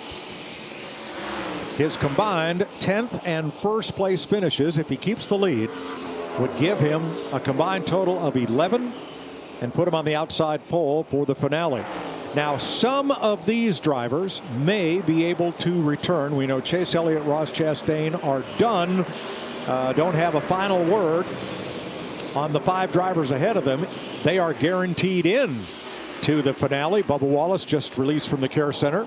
So if repairs can be made, they can start, and everybody starts on the same lap. It's a whole new race for 200 laps. So we'll see who transfers and who gets the fan vote 30 laps from now. Regan?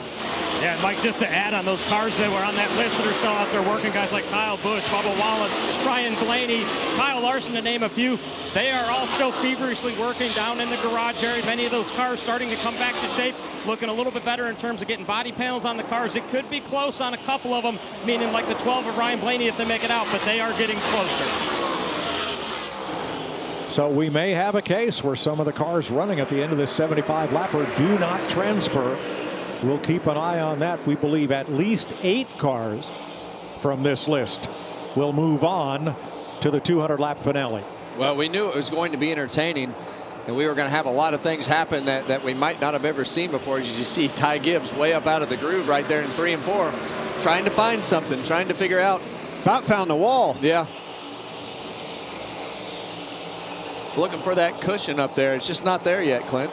Well, it tells you that he's struggling with the handling of his car. Try to move around, and again, that's what I love about Dover. You can always search around and find different grip on your race car for whatever condition you're fighting, whether it be tight or loose. Yeah, and he really doesn't have a lot to lose right now, and he just needs to try to maintain his position, and he would start the next the final in 6th place. But what I'm seeing, you just need to finish. Up here, tank in middle to back. Look car out. in front of you. Chase Briscoe now, he is in position to start 3rd in the finale based on a 4th place finish in segment 1. And around goes Ty Gibbs, and we're under caution. Back lock. Right front's down. I don't know. That may have been why he was as high as he was. A lot of times if I think I've got a problem, I'm getting closer to that wall, not farther away. Into 3. Yeah, with that 2-1 right coming and the 35 coming. With that right front flat, he can't get the car to go left. Go ahead, off of 4. And with these self-cleaning straightaways, makes the job even tougher. I sighted.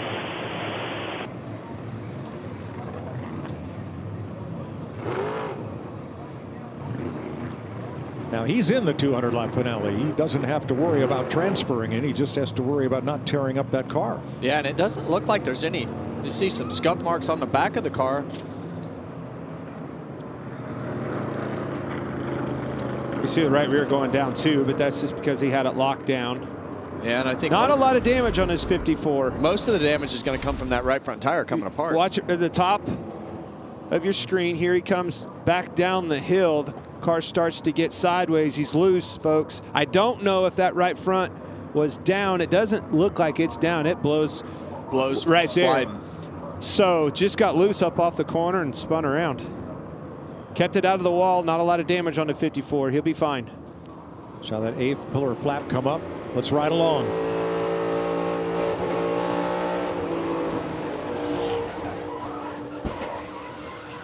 Nope. Low downforce package, Kevin.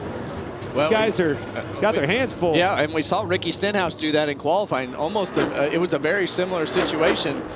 Saw Ty get loose right there and then have to correct it, and then it just never really settled back down. But that was very similar to the 47 in qualifying. Okay, Larry, what are you thinking? Well, we're going to go back racing with probably 16 to 18 laps to go. Most of these drivers have about 40 laps on their tires. I think you're going to see another mixed bag. I think you'll see some stay out. Maybe some of those like Hocevar, like Eric Jones, William Byron that pitted the last caution. I think it'll be all over the place. Larry, you want stickers here, or if you have scuffs, do you put them on? I want to go ahead and use my other set of qualifying scuffs. I want to save those stickers for that final segment. That final segment, 200 laps, lot further. We're having trouble getting to 75, Kev. We have definitely had that trouble. We clicked off some laps right there, but as we saw with the 54, you see 20 car Christopher Bell coming back out on the racetrack. That car had some front end damage that they had to address, and hopefully it's competitive. Well, I like this. He'll get a 21 lap test session at the end of this. These guys are getting a lot more time than they normally would have had to fix these cars. True. Jamie? Tyler Reddick got the call to come in. They said this will be a quickie stop. He said he was a little aggressive. He could back it down just a little bit. A 4-tire stop. They'll fill him up with Sunoco fuel for Reddick.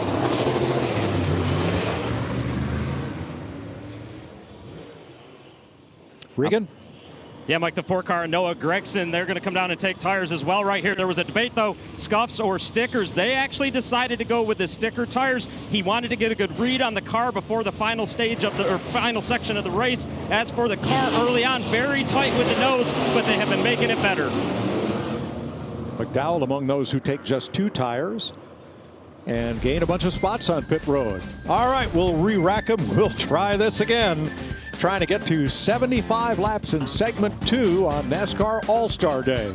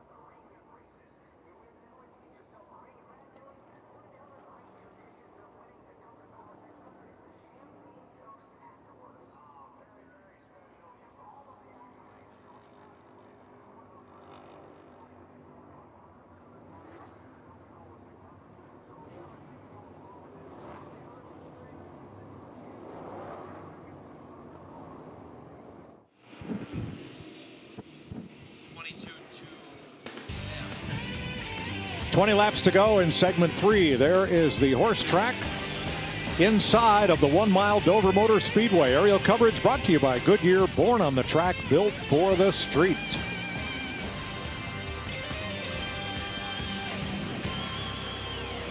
driving past the Bally's Casino and the horse track grandstands and that nice hotel along the back straightaway.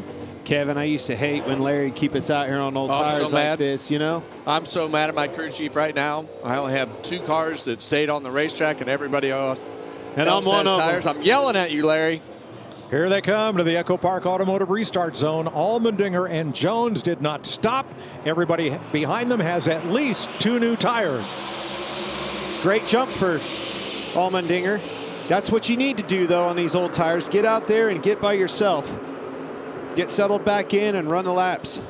Utilize that clean air. And we saw this on the last situation where these guys stayed out on the racetrack. They took off okay while the bottom of the racetrack was clean, and then you saw them start to back up and almost be in the way, and that's really what started that last big wreck. You know, I don't think that Allmendinger is a sitting duck, as he expressed over the in-car radio, because a lot of those cars that took 2 tires, as Larry pointed out, they put on scuff tires, not brand new slick tires. Allmendinger might be okay here.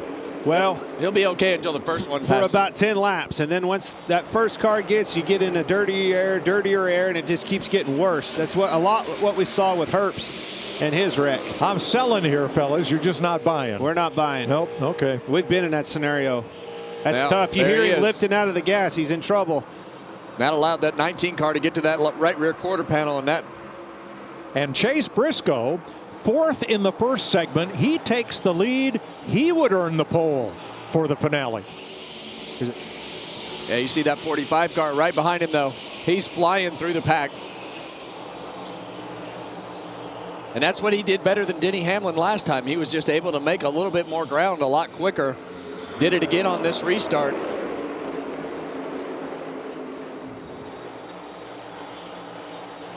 Denny Hamlin's still buried in the middle of this pack, but right now, Allmendinger's starting to fade a little bit harder. He is still in a transfer position. Eric Jones on that same strategy, 3 wide again. The 45 and Zilich in the 88, 4 tires on that last caution, and it's paying dividends. Oh, it shows, Larry.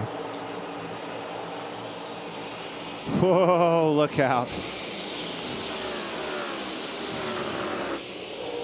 First time Connor Zilich has been in a Cup car. We saw his qualifying effort.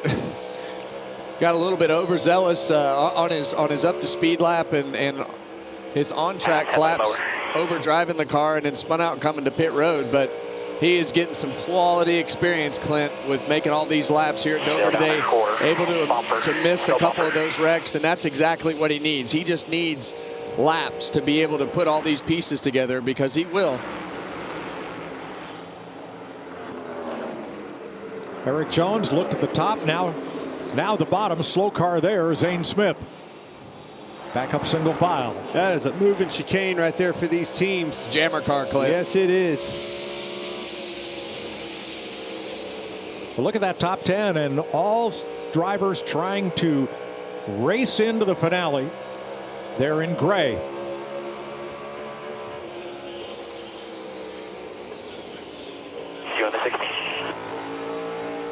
Riding along with Allmendinger, once he lost that air, he is way back here mired in traffic, in big trouble now. All right, fellas, I admit it.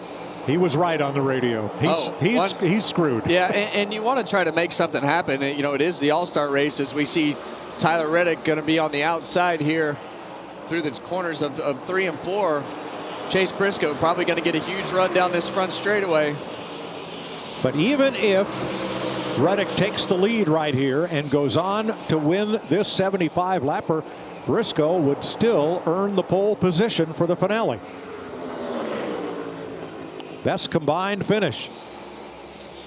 He's not going to be able to hold him off. Easy pass for Reddick. Good work. Nice and smooth. Nobody coming. 10 to go. Zilich and Allmendinger continue to go at it. Zilich was all the way out of the groove right there. I would assume Allmendinger probably had to chase that thing up the racetrack, but finally was able to make that pass up off the corner. But he just needs to limp this thing back. 9 to go here. Just finish it off. Do not wreck this race car, and I think you'll be in. Zilich in position to start 8th in the finale. McDowell in the 71, 9th. Now Ryan Blaney has come back out on track. He is guaranteed into the finale. There's the Ford Racing Cam. First time we've shown that today on Blaney's car. I want you to think about this, guys. We've seen a lot of these cars get wrecked and go to the garage over the past couple of years and come back out on the racetrack and receive the fastest lap. I'm not saying that's going to happen today, but I'm just saying there might be a possibility that they come back on the racetrack to be pretty competitive. You think there's an opportunity to be even better than they were before? You have an excuse if something's not done correctly is all I'm saying. Well, plus, Larry, when you come back out of that garage, you don't have to go back through inspection before you go back on the track. We always repair them better. Yes. That's right. You know, you're riding with the Advent Health in-car captain, Eric Jones. Remember, he and Trent Owens, they stayed out too, and they're sitting there running third. That move may move them further up when we start that 200-lap segment. That is quite possible. Jones right now would start 6th based on the combined totals of finishes. If he stays in position he's in. Denny Hamlin works underneath Bowman. And making that pass would put Hamlin on the pole for the 200-lapper. There you have it. Patience is a virtue. It's what we've seen out of the experience in Denny Hamlin today so far. Now the only way that Chase Briscoe gets to start on the pole is he's got to get back past Tyler Reddick before this ends in 4 laps. And that's not going to happen unless something happens to Reddick, but I still think it's been a pretty successful couple stages for Chase Briscoe. I think they've done a good job, and we spoke about this on the qualifying show yesterday. What they need is something just a whole weekend to come together to get some momentum. And how many times have we seen teams go to the All-Star race, win the All-Star race, and all of a sudden take off for the rest of the year? That's what needs to happen for this 19 team, as much trouble as they've had to start this season.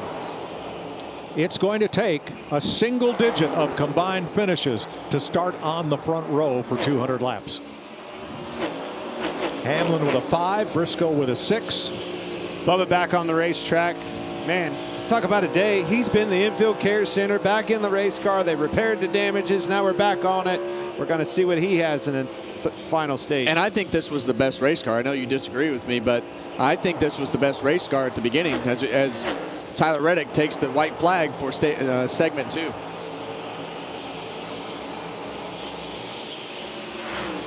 "75 laps. Reddick is going to lead 39 of them. A.J. Allmendinger led 27. Chase Briscoe 7. Shane Van Gisbergen 2. And green checker here. Nice work. Well, it's a regular checkered flag because NASCAR is officiating each of these 3 races as separate individual entities rather than having a stage break. So Tyler Reddick's win right here should put him in the first 2 rows of our 200-lap finale. There are the results on the left. And we believe of the drivers trying to race their way in, at least 8 of them should transfer into the finale based on how many of the 19 guaranteed starters are able to answer the call for the green flag. We'll be right back, getting ready for the All-Star finale and $1 million.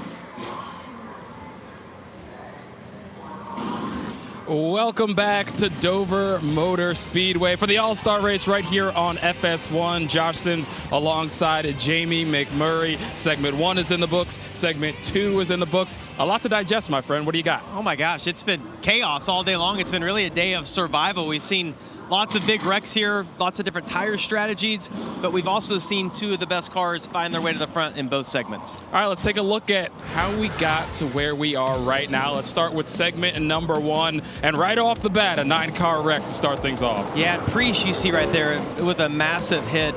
Driver's side, you see a lot of onboards here.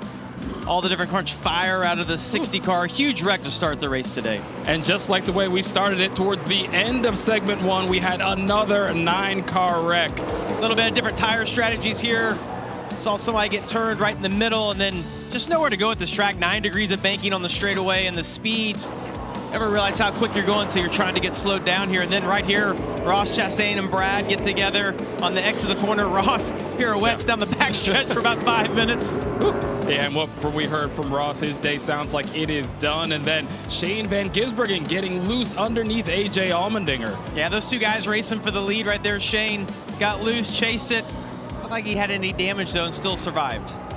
And then we finished this thing off. Well, first we got Ty Gibbs in that 54. He gets loose as well. Feels like rinse repeat with the tires and the cars getting loose. It's been a day of survival for sure. We've seen a lot of these guys spin and actually not get damaged. We've seen a couple of massive wrecks, as you mentioned, but now is when it comes time that the racing for the $1 million.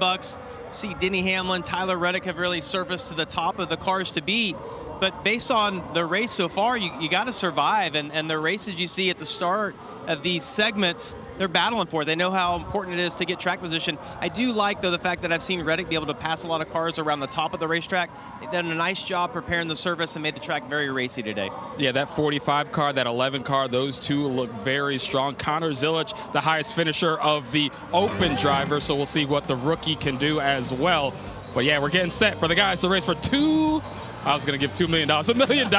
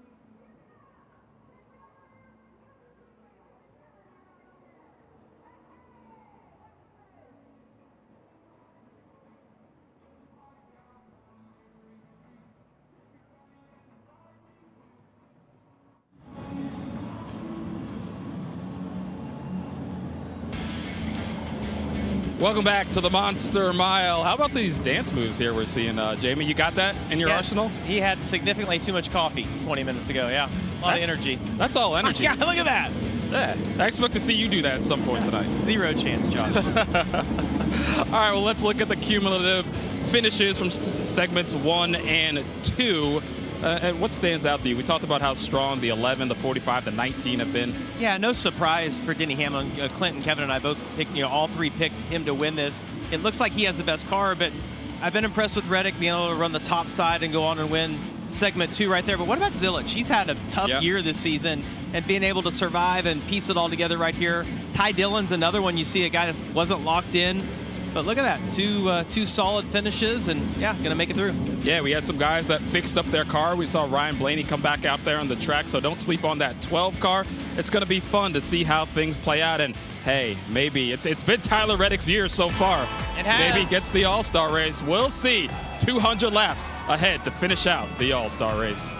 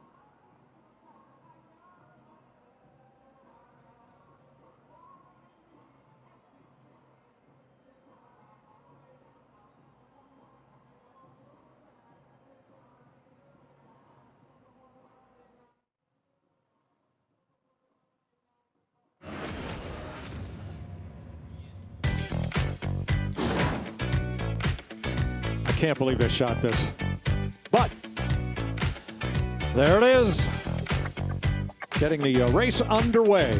You were pretty serious. I've never seen your driving face right there. That was game on. Thanks to NASCAR flaggers Shannon Bednarik and Andy Ashback for their hospitality and guiding me through that. That's not the form I used right there, okay? That's someone related to Clint. All right, you know what he's doing? He is celebrating our fan vote winner, which we are about to announce. Hey, Daniel Suarez, it's your old boys up in the Fox booth. You got us? Well, I guess we're looking good. Thank you, amigos. Daniel Suarez, it's Boy and the boys up in the booth. You got us? I got you, amigo. How are you doing? I hope a little better than me. Not so fast here, buddy. Daniel's Amigos puts you in. You win the fan vote, and you are a part of the All-Star race. How about you? That was very cool, man. I can thank all my amigos for their support, for their love. All my amigos here in the United States, down in Mexico. It's been a little bit of a struggle today, but hopefully we can make something good out of it. I appreciate all my amigos for their love and support. Well, buddy, we know you're beaten battered a little bit, but you're in it. You got to be in it to win it, so good luck out there. Thank you, buddy.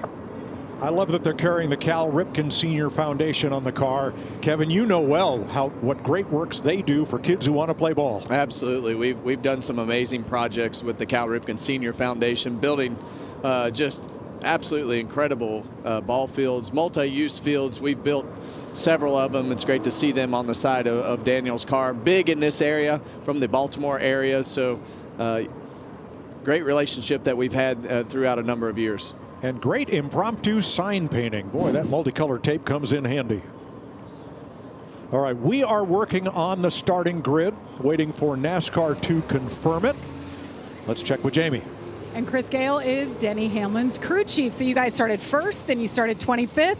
One of the only cars that doesn't have a scratch on it. How nerve-wracking have these first two segments been like up here? Yeah, that was the concern, right? We were worried about cords on the tires in the first segment and had some at the end there. I think everybody that went the full distance without pitting did. And then to not get in traffic trouble, right? There's been quite a few guys caught up. It's been chaotic to this point. So to not have that happen is a blessing. So now we'll see another 200 laps to see if we can go do it here. I think we have the car speed. It's just, can we execute the rest of the race?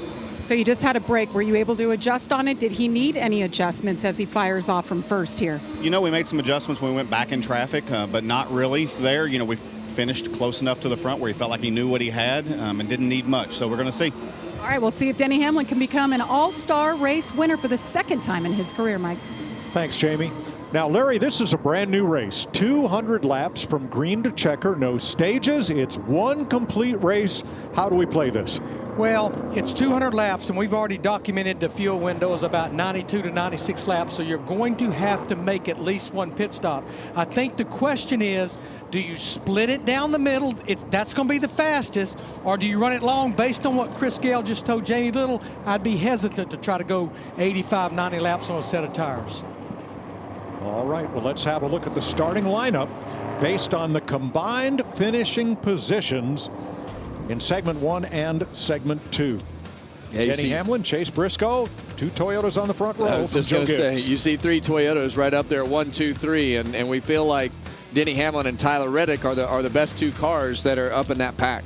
Add William Byron to that list. Been quiet, haven't really seen much of him, but he's going to be up front amongst them. Maybe he can put some pressure on them. Connor Zilic, the first driver to race in and transfer.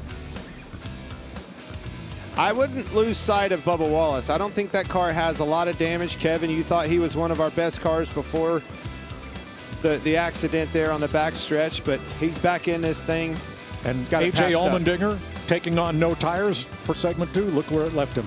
Well, put him in the All-Star race, and that's really why you're here. And you know, we talk about different agendas all the time. That's a big deal for that 16 car to be in this All-Star race. Look at this one. Ryan Blaney was completely out of the thing. They worked on the car. He watched most of the race, went back out. That car was fast. Yeah, Don't count him out. Larson, he hasn't even been on the track since lap 2. And, you know, you look at, you know, when Suarez just got voted in. We've got several of these cars that have been in the garage. So it's going to be interesting to see what kind of speed those cars have. So because of cars falling out of the race that were guaranteed in, 8 drivers transferred in based on their combined finishing position, plus Daniel Suarez, the fan vote.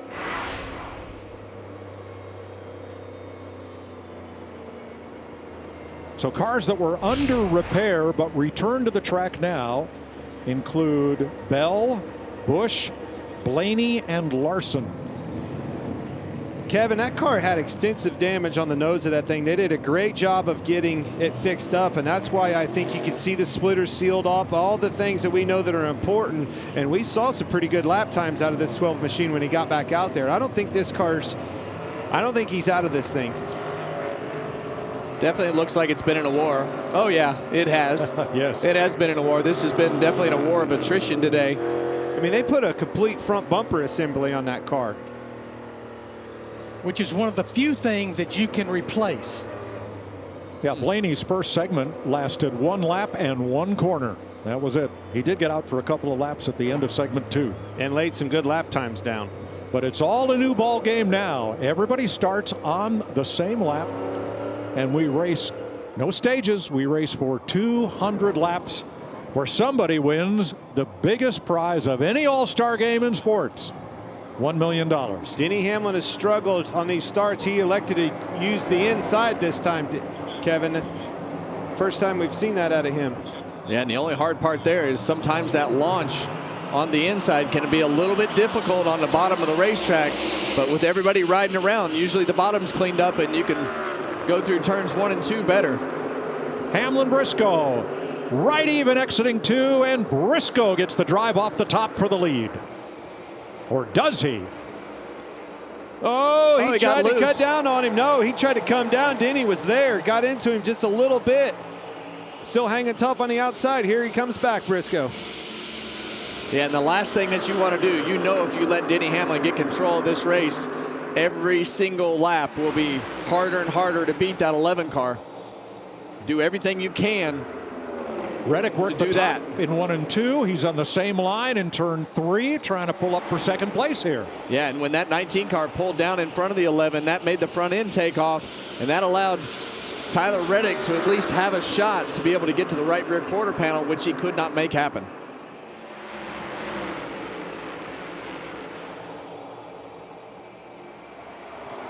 What's at stake here is not just bragging rights and not just the $1 million to the winner, but the fall off to second place payout is a cliff.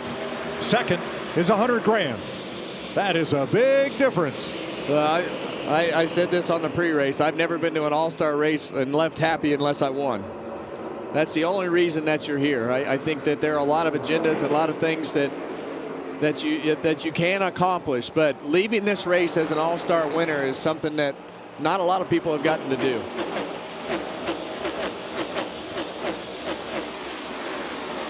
This is going to get really interesting. We hit about lap 30 and the cars really started to fall off, and it starts the handling woes start to show up and start moving around on this racetrack. Denny Hamlin, we know he's so good at taking care of his tires. Reddick is going to move around and get high. The dirt racer and Briscoe is going to move around. This is going to be a fantastic show with these guys up front. The drivers that transferred in are running well. Zilich in 5th, McDowell in 9th, Bowman in 10th.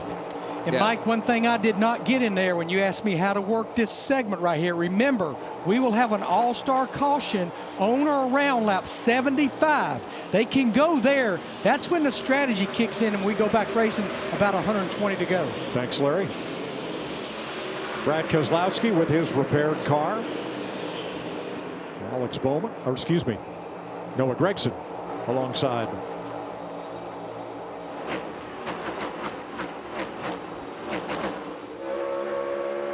AC Blaney finally able to get up beside the 97 car, Shane Van Gisbergen. Wow, right down on his door.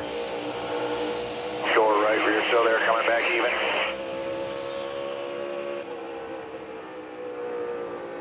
You just never know. Once you can get these cars repaired and do a lot of things to them and have them look good, seal everything up, but sometimes it's just hard to get them exactly right. I mean, these cars are built to the thousandths of an inch in the shop to maximize everything, and we put this one back together with bare bond and duct tape. You don't think it's within a thou? I don't think so. All right, let's check with Jamie on our leader. Yeah, Chase Briscoe, when he came in after segment 2, he said, I just want to be tightened up a little bit. His crew chief, James Small, said, we have a plan. So the car right now is good. James Small told me this morning, too. He said, our car has great front end speed, but he said on the long run, we really felt like we were one of the best, or if not the best. So watch out for that 19. Regan. Well, Connor Zilich in the 88, as we just mentioned a moment ago, having a very nice day, currently running in the 5th position. A team that needs a good day to try and build some momentum. Of course, had those issues at the end of Watkins Glen last week where he blew the right front tire. Right now, they've been battling tight all day long, trying to make that car turn the middle just a little bit better. As they fix that, he's been very loose off the corner, but they're still doing exactly what they need to right now. Absolutely, building confidence. Young rookie driver needs the confidence. Got to find our groove. This is exactly what we need. Making laps. Yes. That to me is the most important thing for Connor to be able to make a lap. We watched Corey Heim do that same thing at Kansas, and all of a sudden you saw him spun around backwards in the fence. You just, with these Gen 7 Cup cars, you cannot ever let your guard down. Every single lap is on the ragged edge if you're going to make it go fast, and it's hard to do. Kyle Busch, biggest mover, up 6. We've had a couple of drivers One tried to drive to Virginia down in turn number 3. The other tried to get to Pennsylvania. Almost went out of here in turn 1. That one in turn 1 was Ty Gibbs. The one in turn 3 was Brad Keselowski. But not everybody handling well here. But that's what's cool about this racetrack.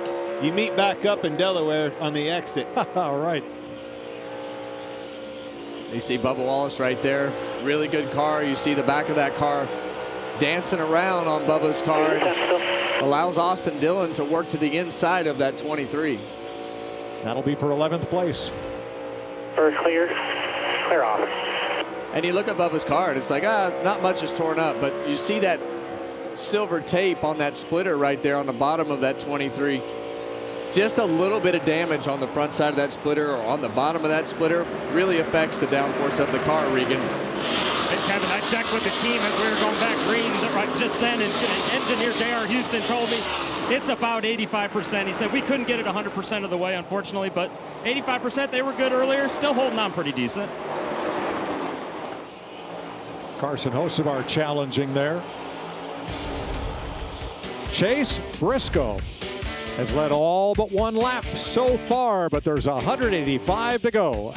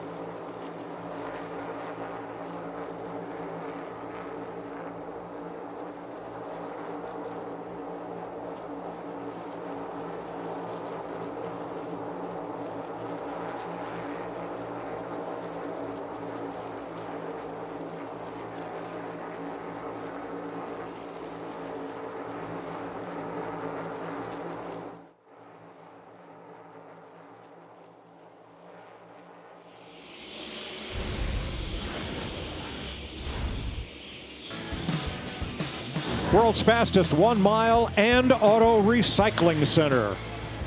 Wow. Big crash, 9-car crash at the start of the first 75 lapper, another one at the end. Then things settled down a bit, though 3 cautions in the second 75. And here we are with 26 cars racing for $1 million, led by Chase Briscoe, who's now led 21 of the 22 laps over Denny Hamlin. Yeah, and we heard James Small talk about them thinking that they had the best long-run car and good short-run speed. I honestly didn't see it that way, but now that he's got the track position and doing everything that he's doing out front, he's able to search around because he sees a couple cars behind him, Tyler Reddick moving around. So interesting that the 19 fired off like it did. Well, and I just said it earlier, I think lap 30, things start to flip a switch as far as the handling characteristics of your car as the tires wear out, and that's when you're going to have to move around, and nobody does that better than Tyler Reddick in third place. Jamie? Well, you talk about Tyler Reddick trying to make a move, but when I talked to him this morning. He said, as soon as I can, I'm going to try to go up top and go clean air hunting. Well, he just told the team, I don't know if I'm just too loose to go up there yet. And they said, well, based on the Toyotas ahead of you, we show that we're the tightest. So he's flirting with it. Yeah, I love that we're seeing all these different lines. There's Denny on the bottom. There's Tyler up top. Ty Gibbs is doing something that's a combination of the two of them. He's diamonding the track and running a different line. This outside line starting to prevail for Reddick, trying to get around Denny in front of him. Denny's going to have to be forced off this top if he's going to hold him back. And that's kind of Denny's MO when you come to Dover. He's kind of a guy that runs lower on the racetrack. He thought about going up the racetrack to block Reddick, but he was already rolling so fast that he wasn't going to move up in front of him. See Ty Gibbs on the bottom of the screen, just straight in there, up into the cleaner racetrack. They sprayed resin on this racetrack to start the weekend, all the way from the bottom all the way to the top. You haven't seen many guys go all the way up there until we saw Corey Day in the O'Reilly Series race go almost all the way to the wall. It's still probably another 3 or 4 feet up there, and that's where Ty Gibbs was searching around. But that's what you got to do. You got to find something. And won the race because of it. A lot of different lines here, and even the same car as you saw with Gibbs, different lines at either end of the racetrack.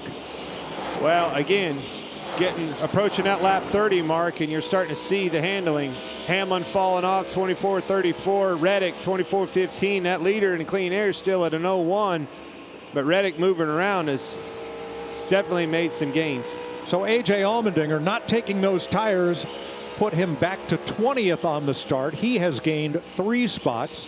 Kyle Busch, who was involved in a crash because he had a penalty and had to restart in the back, started 23rd. He's gained 8 spots.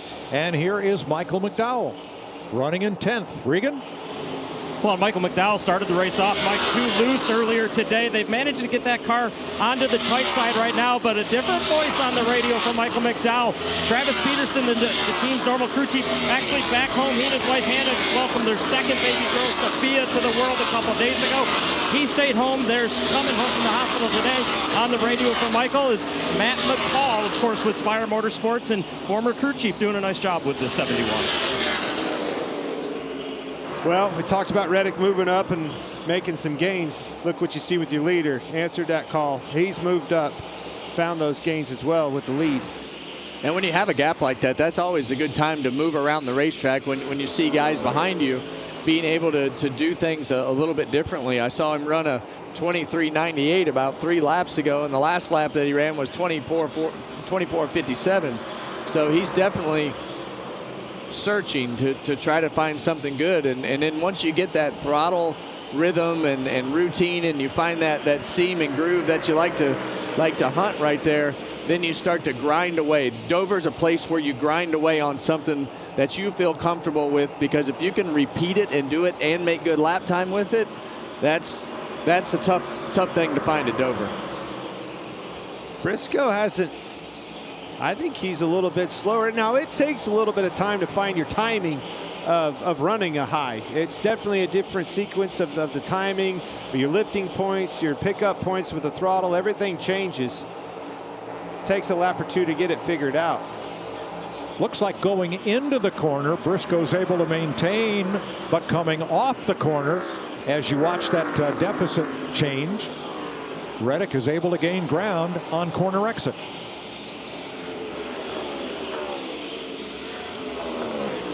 Well, the 3 cars behind him are actually all beating him in lap time right now. So he's definitely gone from what I thought was pretty good to losing ground to the 45.11 and the 88 car of Connor Zillage consistently now. So as Larry pointed out, we're racing to the all-star caution at lap 75. In all, 165 laps to go to the $1 million.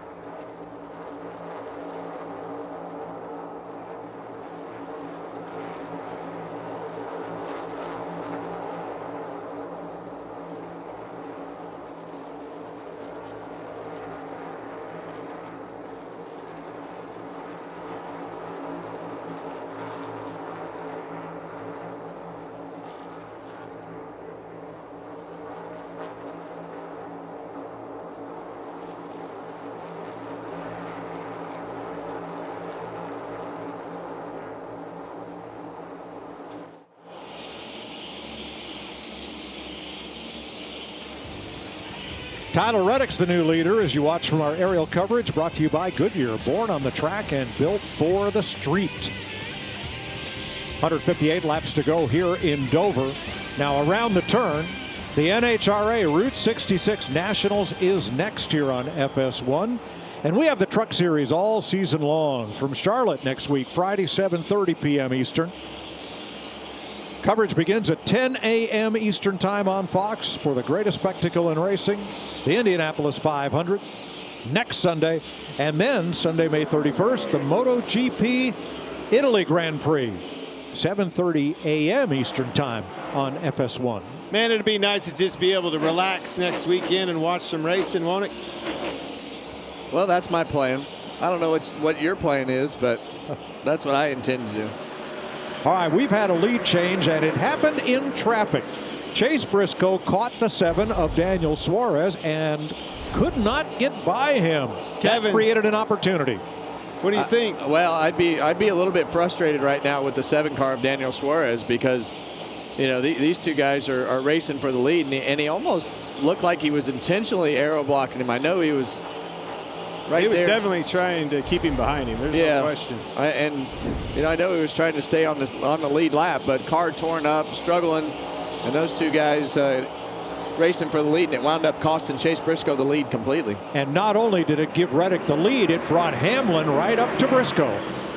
And I feel like Hamlin's car hasn't really gotten any better. His car just hasn't fallen off as much as everybody else. See Ty Gibbs in trouble here. Down on the apron. Yeah, it looked like he might have had some of that tire coming apart like we saw on Carson Hocevar's car early. I thought I could see. Gibbs is in his pit, had to back up. They're going to change tires. Jamie? Yeah, remember he was involved in an incident in segment 2, Mike, and the handling was off. He said his wheel is stuck to the left, and he also thought he had a tire going down here for the 54. Yeah, look at that right front at the bottom of your screen. It is shredded. It is destroyed, Mike. Handling has went away on this 19 car. Chase Briscoe has his hands full. See him sliding around up off the corners. He's moved around on the racetrack, but losing lap time quick.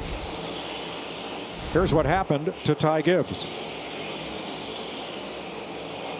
Yeah, that tire obviously going down, and as he's going into the corner and up the racetrack, goes up, makes some slight contact with the wall. Hear him out of the gas. And unfortunately, that happened just past the entrance to pit road. So yeah, he had to come all the way around. Long ways back around here. Yep. Hamlin is coming in. Look at Zilich. Connor Zilich coming up into the picture here. Whoa, slideways. Yeah, that 88 car has had great lap times over the course of this whole run. And right now, you know, he has himself in contention to race with these 3 cars in front of him. William Byron not far behind this 88 car of Connor Zilich. Oh, see that the 24 of William Byron right there get really loose. We've seen several cars. We saw Ty Gibbs spin out right there. We've seen a lot of cars dancing around off of turn 4. First trip to Dover in a Cup car for rookie Connor Zilich. But in the O'Reilly series, he has 1 start here, and it ended up in victory lane.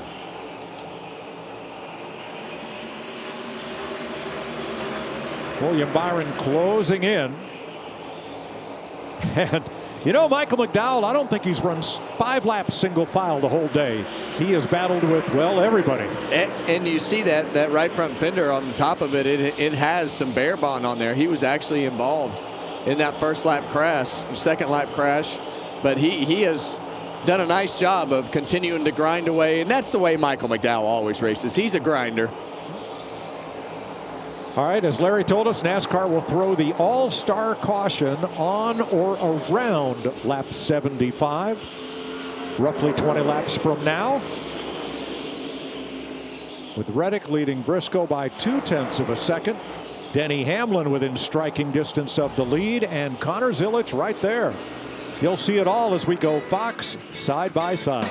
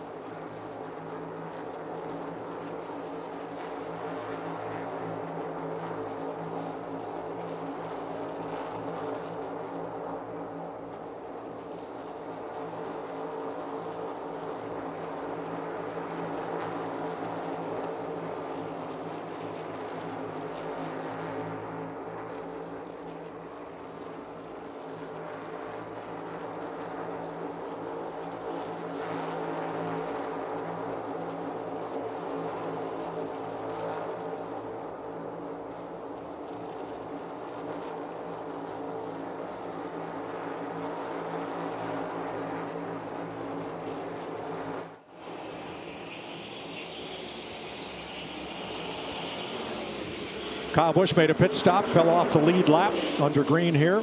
As we continue, coming up with 14 to go to the caution, and Connor Zilic continues his march forward. What a great job by that young man. He's kept himself in contention, drove a smart race, started at the back of this field after everything that happened in qualifying, but he has been competitive since they have dropped the green flag. Both of those two cars, William Byron, add him to the list. They're holding on better than these Toyotas on deep in this stretch on a long run. Put themselves right in the middle of them. Kyle Busch, second speeding penalty today. It's not a good day. Guys, you see that 19 car Chase Briscoe really starting to fade. I've been watching him about the last 10 or 12 laps. I've been watching data since the green flag of this entire event. I've seen nobody using as much brake as he's using over the last 10 or 12 laps, both ends of the racetrack. Well, he's in big trouble right now, Larry. He's fallen off 3/4 of a second. Now, Tyler Reddick is the race leader, but he has a little bit of concern. Here's his radio. Worried about the right front. Yeah, I don't know. We might be in a little bit of trouble here. Yep, copy. Do what you need to take care of it. There's a lot of cords on the racetrack out here. And that's why you see all these cars coming to pit road. Those tires aren't lasting, and we still have 11 laps or so to get to this competition caution. So these guys are at the end of this run, and we knew that the tires were going to have a hard time hanging on. And here we are with a lot of guys having to pit to put fresh tires on because the tires are corded. So right now, Suarez is in the free pass position, 1 lap down. No, now Bubba Wallace 1 lap down as he gets lapped by the race leaders. Free pass rule in effect. Oh. Whoa, that was close. Man. Denny Hamlin lost the nose coming up the racetrack right there and all but slid into the door of Bubba Wallace. Up. Quarter. Still quarter. Clear on your bumper. These lappers are not giving these leaders any slack today. And you remember here, Clint, I mean, when you're running the top of the racetrack or up the racetrack like this and you're having to make these passes on the bottom, you can make it super hard on no matter how fast or slow you are going on that guy on the inside. This young fella's having a career day. Ty Dillon. They qualified well, running for Kaulig Racing. And what's, I think, spectacular about this is that while they run a Chevrolet, they get no help from Chevrolet, no sim, no data, because they run Rams in the truck series, so they kind of fell off the Chevrolet deal. But Regan, he's having a great day here in the top 10. Mike, he is, and it's been fun to watch him and crew chief Andrew Dixon go out there and methodically work on this race car, having to adjust all day long. Was really tight early on in the race, so much that he felt like he was blowing through the front tires, couldn't get it to keep the front tires on the car.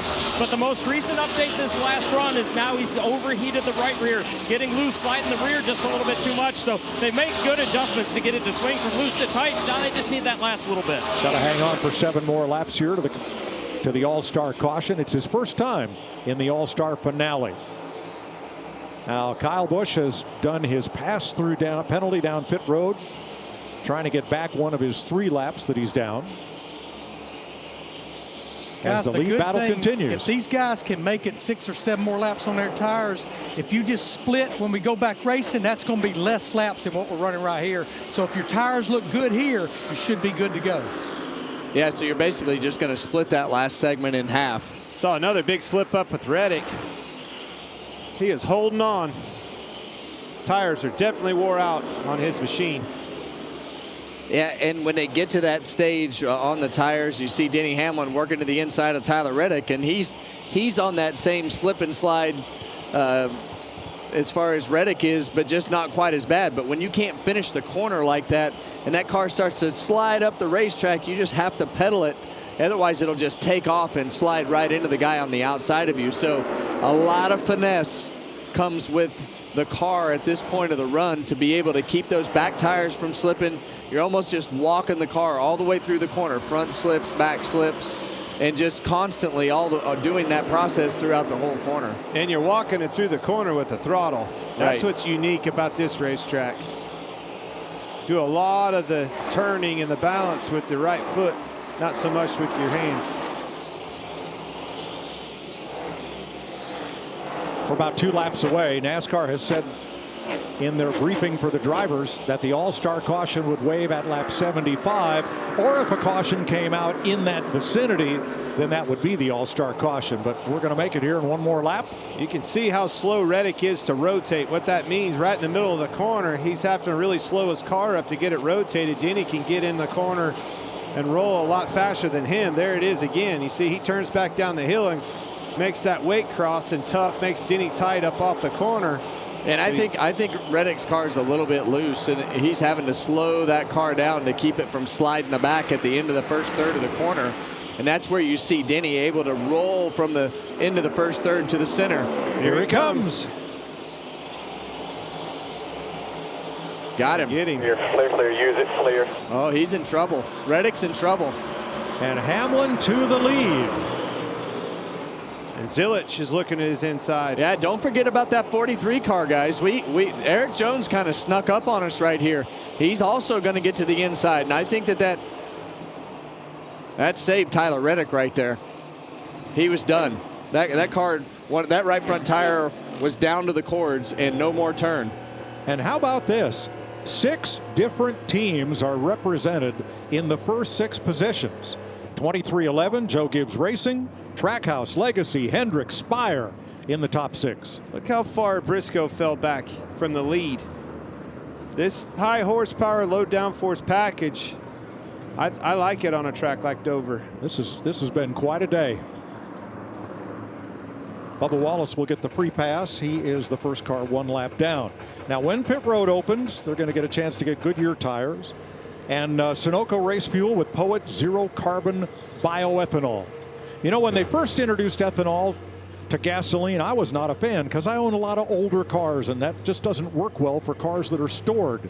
But I've become a believer because in cars built since 2000, ethanol, 10, 15%, and maybe more, allows us to reduce our dependence on petroleum without drivers having to change their driving habits. So we're going to see in the next couple of years this partnership between Poet, Sunoco, and NASCAR result in race fuel with a higher percentage of ethanol, less dependence on petroleum.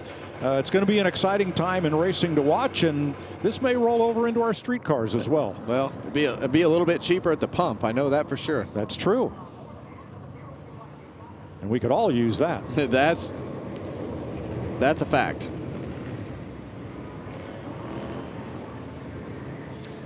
All right, Clint, so you want 2 tires right here, correct? No, sir. I was just making sure you were paying attention. No, sir. 20 lead lap cars with Bubba Wallace, the free pass car. On board with Logano here. He's been pretty quiet today, guys. Haven't seen anything spectacular out of that 22 car, but on the flip side of that, we also hadn't seen a catastrophe, which we've seen them have a couple times over the last month or so. So just trying to get the ship righted. But what a couple of great surprises. Connor Zilich in 2nd, Eric Jones in 4th, Michael McDowell in 6th, Ty Dillon in 8th. What a day for them after transferring in. We saw this weekend get started off with this pit road competition. A lot of mistakes. You got to keep it clean, Jamie. Tyler Reddick will hit first in the 45, led 34 laps there. The only thing he said is just concerned about that right front. We listened to that radio. He'll be happy to get those 4 tires. Meanwhile, the 11 and Denny Hamlin, a 4-tire stop here, said just tighten me up a little bit. Keep the car in the racetrack is the main focus. Regan. Connor Zilich in the 88 car all the way down towards turn 1 on pit road. Liked his car better that run, but fired off a little bit too tight as he tried to finish the corners. By the end of it, needed some rear grip. The team initially had scuff tires on the wall, but made a late change to stickers. Denny Hamlin first off pit road with Zilich, Byron, and Reddick. Denny Hamlin out in front with 122 laps to go.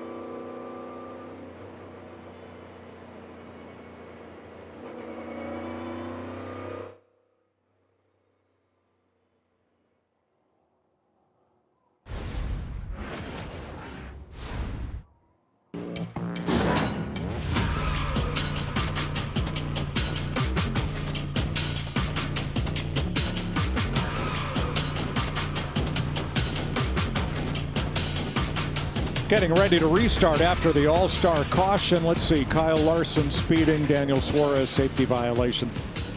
And no, Connor Zilic. Don't say it. Too many men over the wall. Well, we say it constantly, Mike. Don't beat yourself. They get themselves in a position to race for an all-star win. Connor Zilic did a great job in the car. It's really the first time, aside from Coda and Watkins Glen, that we've seen him competitive on an oval with a great chance to win, and now over. He'll restart 21st. Oh, Willie B's doing Willie B things. Just quietly staying in the hunt. He was good on a long run.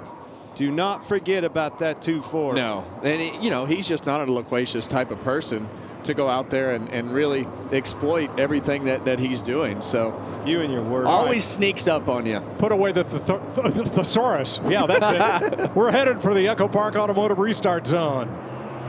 Green.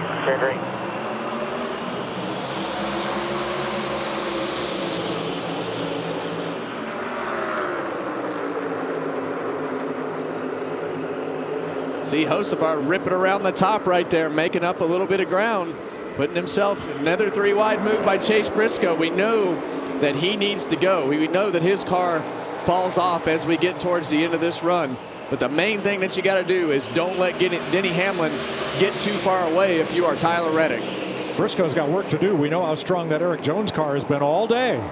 The 43. They really have done a great job, even in qualifying, as you see the 19 car go by. But the strength of that 43 is it doesn't fall off. He has a great long run car.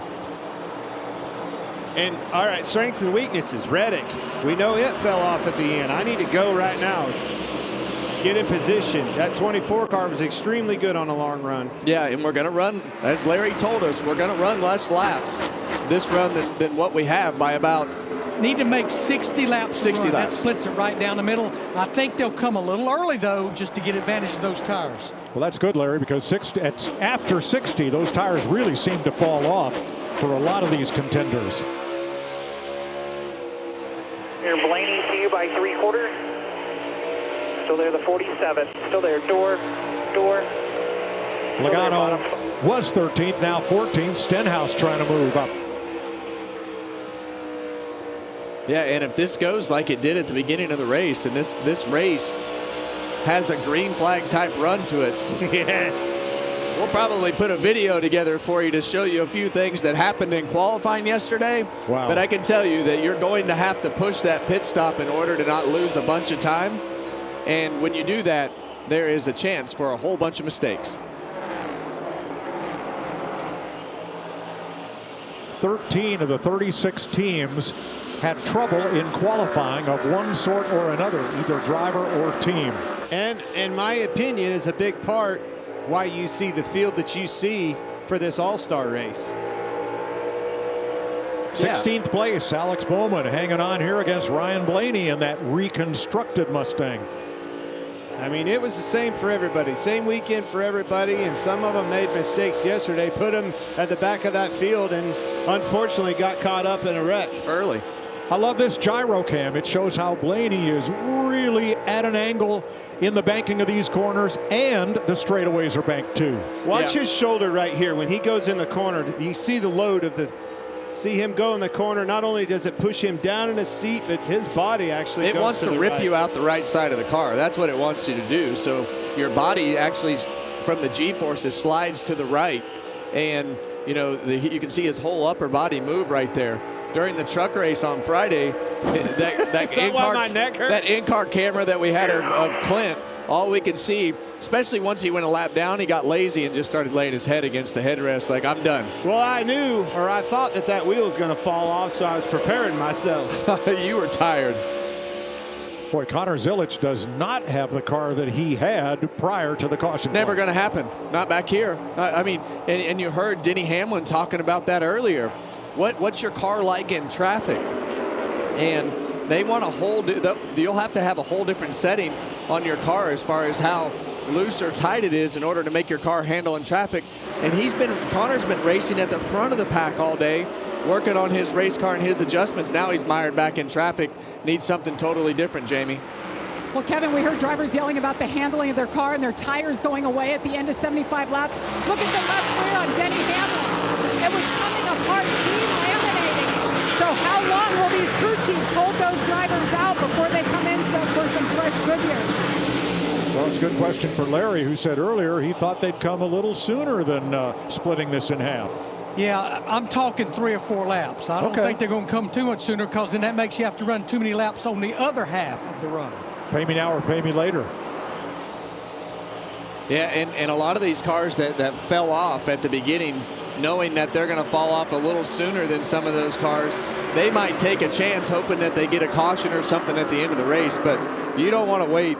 You don't want to stay out there too long, because these tires are right on the edge of being completely worn out when they get into these fuel windows. Zilich and Bowman had great cars earlier. Now they are in the back of the pack. 2 fellas who are not are the Dillon brothers. Here is Austin in 8th. His younger brother Ty is right behind him. They drive for different teams, but the Dillons are having a great day here. There's the other RCR car of Kyle Busch, 1 lap down. Christopher Bell is right now in the free pass position. Yeah, that's the battle right there. Yeah, and when you talk about that 8 car of Kyle Busch, he got involved in one of our wrecks today. But look, RCR's been off, and I think as you look over the last month, they've made some crew chief changes on this 8 car.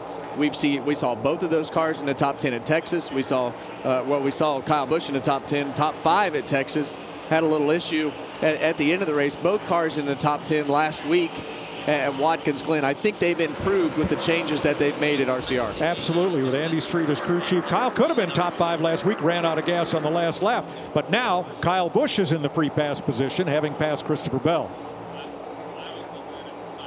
Eric Jones, Michael McDowell fighting for 5th, and there's Hocevar right with him.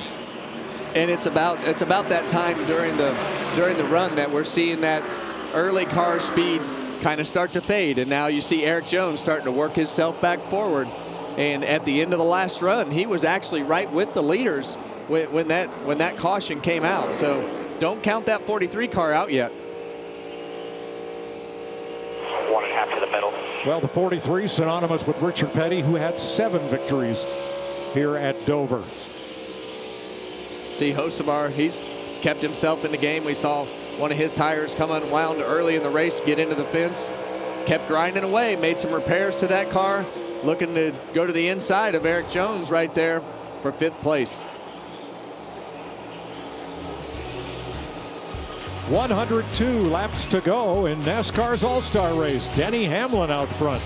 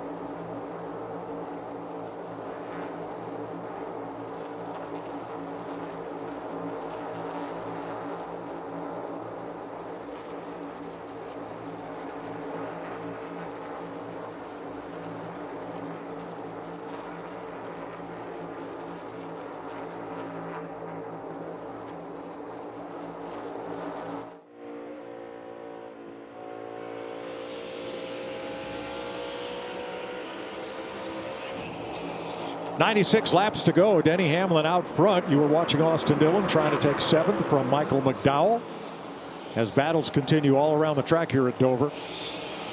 Now, we were misinformed by NASCAR about the penalty on Connor Zilisch. The penalty is actually for equipment interference. The right front tire will roll toward the pit wall, and that would normally not be a penalty, except Noah Gragson was pitting, and that tire gets in the way of his crewman. Watch this right front tire roll up here, and you'll see Noah's crewman go to step up right there, almost trips him up. That's interference.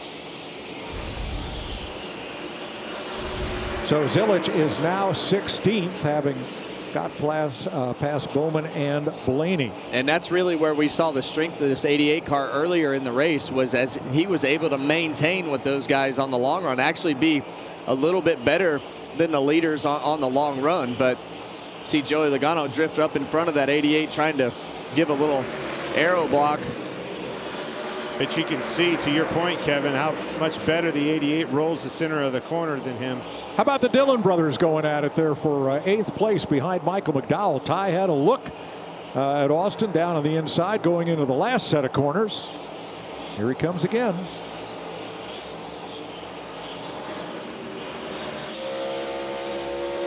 Well, it's been quite a day. It started out with a crash on lap 2. Then a big crash, 9 cars at lap 72, then 3 more cautions. Here's a radio remix on what has been a wild day at Dover.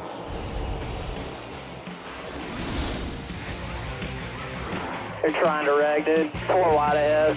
Check up, check up. We're killed. It's on fire here. It's on fire. Rear end's on fire here. I don't know if the steering's knocked out because I'm not going the right way. Dude, this is a mess. The right front's killed. We're done here. They won't let us continue. Holy me, that sucked! Man, stop. I mean, holy shit, man. We're going to have some stories after this one. I don't think I've heard that many bleeps in one radio remix all year. I love it. You know, I think that I hate the fact that they're crashing cars and doing all the things that they're doing, but this combination of aero package and horsepower and this racetrack, and you know, I know it's affected the end of this race a little bit, but they are so edgy and so hard to drive, and puts the drivers in a position to where, you know, they're making mistakes and having cars spin out. And you know, don't forget, we're what looks like what is going to happen here is we're going to make a green flag pit stop, and we saw all the mistakes that they made with how rough this racetrack is, trying to get on pit road, trying to get off pit road. The guy leading the race spun out, coming to just take off, coming to just get up on the racetrack in qualifying. So a lot of room for error right here as you start to make these green flag pit stops. Yeah, we're monitoring some radios. I just want to reset it. We went back racing at lap 81 with 119 laps to go. Here's a look at some of what happened yesterday in qualifying and the pit crew challenge. And that right there, Denny Hamlin was just going out of the pits, just trying to get the tires warm. 1/3 of the field had trouble in qualifying. Sorry, back to Larry. No, that's okay. We went back racing at lap 81. That's 119 laps to go. Split that right down the middle. That's 60 laps a run. That means you're coming about lap 140, 141. We may see some come a little early, 135. Billy Scott told Tyler Reddick a while ago, though, about lap 140. They're going to split it right down the middle. Well, there you go. And you know you're going to try to do something to close this gap on Denny Hamlin. But the gap, Kevin, Denny Hamlin's done a masterful job of creating a gap and taking some of the pressure off of himself and that team if, in fact, we go to this green flag stop that you spoke of. Well, it allows him to do several things. When he has that gap, it allows him to back the entry of the corner up, make sure that he's not sliding the car off the corner, not pushing the right front tire too hard. And if you can maintain that gap coming to pit road, it allows you to back that entry up and give up a couple seconds if you have to on your pit road entry, not push the speed down pit road, and not do what you did in qualifying, getting off of pit road. Well, it just takes pressure off everybody. Him in the driver's seat approaching pit road. You know, you don't have to charge near as hard. You've got a comfortable margin to be able to give up a little bit. But you know they're going to try something. Short pit, stay out longer, try to give Luck a chance to operate with some of these guys. Somebody's going to do something different. tell me about this 10 car and Ty Dillon. Call It Racing not having a relationship with Chevrolet. What are they missing? Everything. Well, yeah. Like what? Simulation. Simulation is really the main thing that you miss in order to get those heights right and get your springs and bump stops and everything set to the exact amount of where they need to be set. So it just, you don't go to the simulator. You don't have time going in there working on your craft from a driver's standpoint, helping the team from a driver's standpoint know what you want to be able to have in the setup. And then you don't have anything to share with any of the other teams to see what they run on the weekend to be able to compare yourself to, which all these manufacturers do in order to keep themselves as competitive as possible as a group. Well, I think that makes this top 10 run here for Ty Dillon all that more congratulatory. All right, Bubba Wallace, who got the free pass on the caution at lap 77, is going to go one lap down right here. Yeah, and that's a shame for Bubba, who had such a competitive car early in this race. And you see the only real damage that we can tell is that splitter on the front of the car, but just how much that dictates how these cars handle with the amount of downforce, because there's not a lot of downforce left on these race cars. With as small as the spoiler is, that simple diffuser in the back, they just aren't making the downforce that they did with all the other aero packages. All right, before these drivers take a pit stop, we're going to take one with 79 laps to go in NASCAR's $1 Million to Win All-Star Race.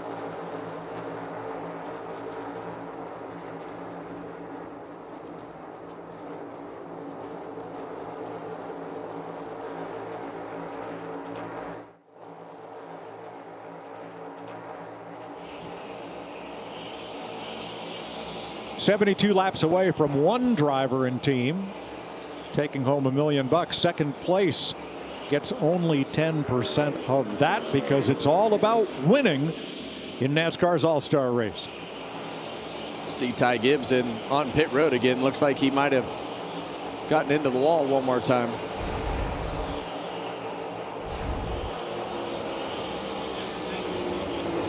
Same thing. Right front tire. And we saw that car spin out earlier and have to drive all the way around the racetrack. That grinds the bottom of that pan off on the bottom of the car and totally changes the handling of the vehicle. And they've had nothing but trouble with what is apparently a tight race car, tearing up that right front tire. Blaney Stenhouse playing tag here for 14th place. Yeah, Blaney's worked his way up to 14th in what looks like a transformer race vehicle. They basically took a completely mangled car and straightened it all out in the garage, brought that thing back out here for segment 3, and you see what it looks like with all that duct tape and Bear Bond. But they've continued to make that car better, stay on the lead lap, and work themselves forward. And he is second of the Penske Fords with Austin Cindric in 9th, Blaney in 14th, Logano in 18th, and Josh Berry in the 21-19. Yeah. And there's nothing that'll make you matter as his teammate is if he goes by you with that car looking like it does and yours hasn't been torn up all day, and he goes by you and finishes in front of you. Ricky Stenhouse taking a spot from Noah Gragson. Yesterday, Stenhouse spun in qualifying. And I regret that it just came to mind, one of his short track nicknames that I applied and wish I hadn't. Ricky was trying hard, trying to get the most out of that race car, and it snapped around on him. All good now as he is 16th, 15th, make that. And trying to move up. Yeah, it looks like Ricky's starting to struggle a little bit. He's going up the hill, and you see Joey Logano with a massive run on the 48 of Alex Bowman. I really thought that Alex Bowman would be a car that with his past stats here and that success of that team was going to be somebody that would race in the front part of this field, but just has not happened today.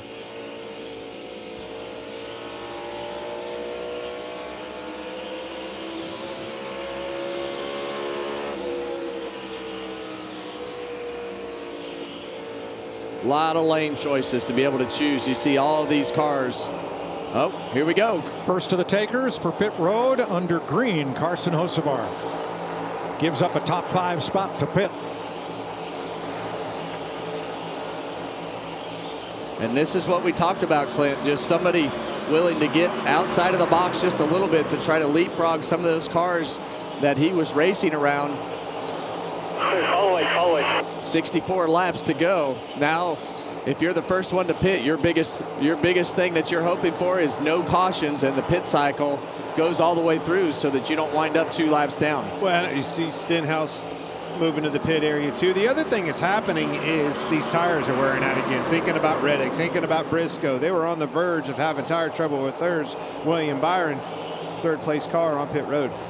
Jamie? William Byron has had a really good day. Been quiet. They hit the ground running in practice and qualifying good speed. He said on the last run, we were really good. I just need more of that chassis adjustment here for the long run. So they'll make an adjustment and 4 tires for the 24. William Byron hoping for a rebound and trouble turn 2. Car in the wall. Sliding down to the bottom, and it's Joey Logano. And that's exactly what you don't want if you're all those cars that just pitted.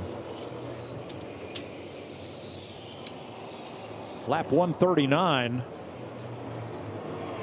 Logano right between turns 1 and 2. And that'll be the day for Team 22.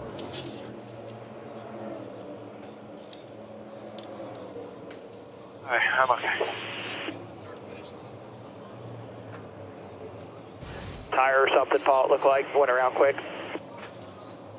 Copy.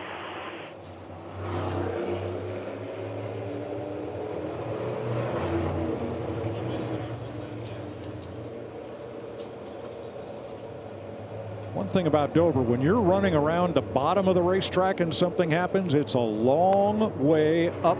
It's 2 stories up to get to that wall on the outside. Riding along with him, Joey Logano getting into turn 1. Yeah, you heard the tire come apart. It was a rear tire, left rear or right rear. Well, and that's exactly why you heard Joey Logano acting like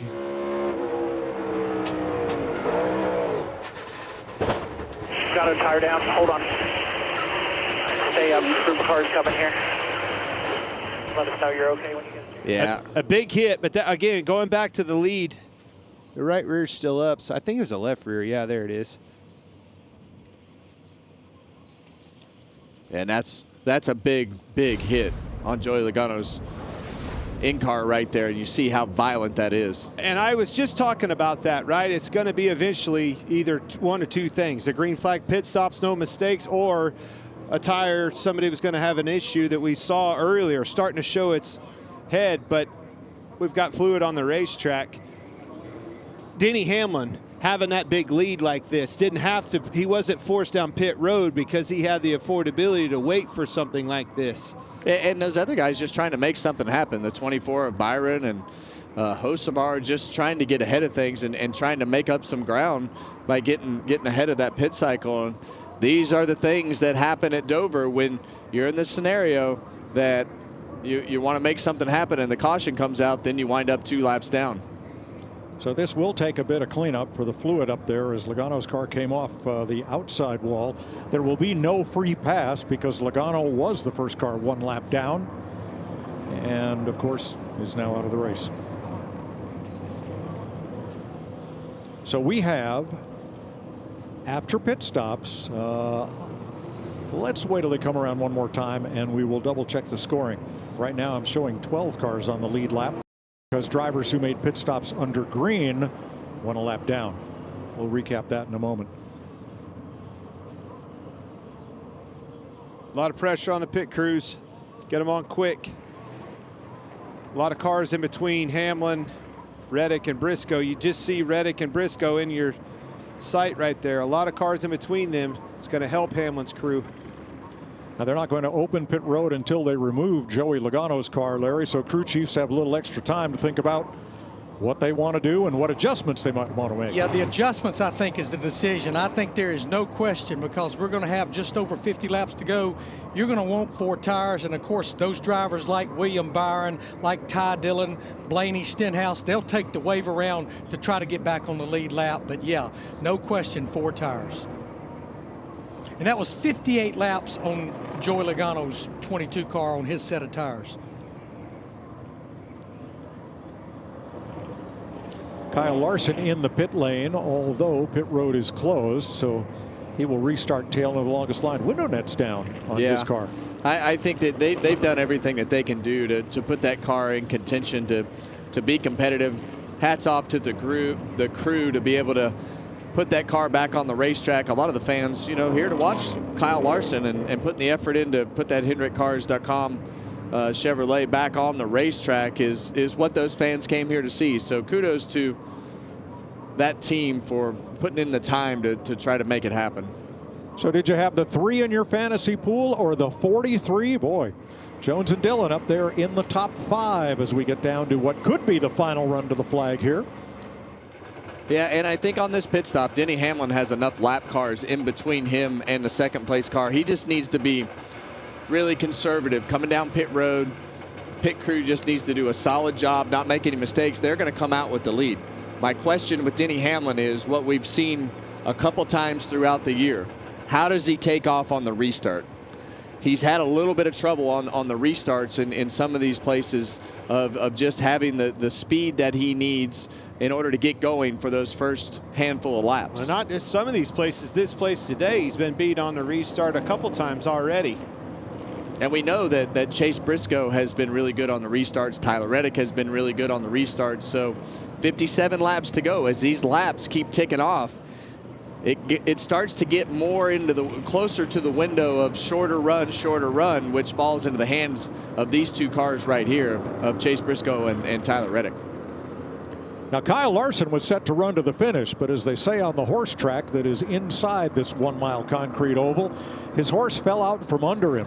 He lost the power steering on his number 5 Chevrolet, so that's why he went to the garage. Well, they once ran a NASCAR race on the horse track. Really? With trotters. Cale Yarborough, Bobby Allison, of this. Darrell Waltrip, 4 drivers in all. And Bobby's horse didn't want to go. So Mel Joseph, who built this track for the Rollins family and the other investors, brought out another horse and sulky from his collection. And Cale was mad because he thought they'd given Bobby a ringer. Well, Bobby ended up with the trophy. But boy, Dale Earnhardt was the 4th driver who participated, and they gave their all. But Bobby Allison just proved once again that he can win no matter what he's driving. Now, I do have one question there, Mike. You say he gave it his all. What actually does the carriage rider do? Yeah. Okay. He's got reins and he's got a whip. Okay. Yeah, he's got a lot to do there. You know, looking at that overhead of this place, I've always loved this racetrack. The scene, the casino right there on the back stretch. Just a cool place to race and to visit. Always been one of my favorites. Ty Gibbs in the garage, joining Joey Logano and Kyle Larson. Now, one NASCAR weekend here, now I think we're talking back in the 1980s, they ran flat track motorcycles on the cinder track inside the oval, and so much dust got blown into the garage. Well, that never happened again. Well, the green light's on pit road, boys. You know what that means. History lesson's over. Get them on quick. You see that massive gap that the 11 car has over the 45 right there. That'll pay off. Jamie? And Tyler Reddick in the 45 pits from 2nd. They're going to make an adjustment and 4 tires here. He also wants a bottle, a little bit thirsty in there. Meanwhile, Denny Hamlin says, this is the best we have been. This car did everything I wanted it to do. Had a 7-second lead. 4 tires. We'll see if it makes any difference. Regan. Austin Dillon comes to the service of his team, 12th overall on pit road so far this year. Needs a good stop right here. As for the race car, been on the tight side. It was better this last run, but asked for more of the same adjustment. Briscoe beat Reddick. Briscoe out second ahead of Reddick, Jones, Dillon, Cindric.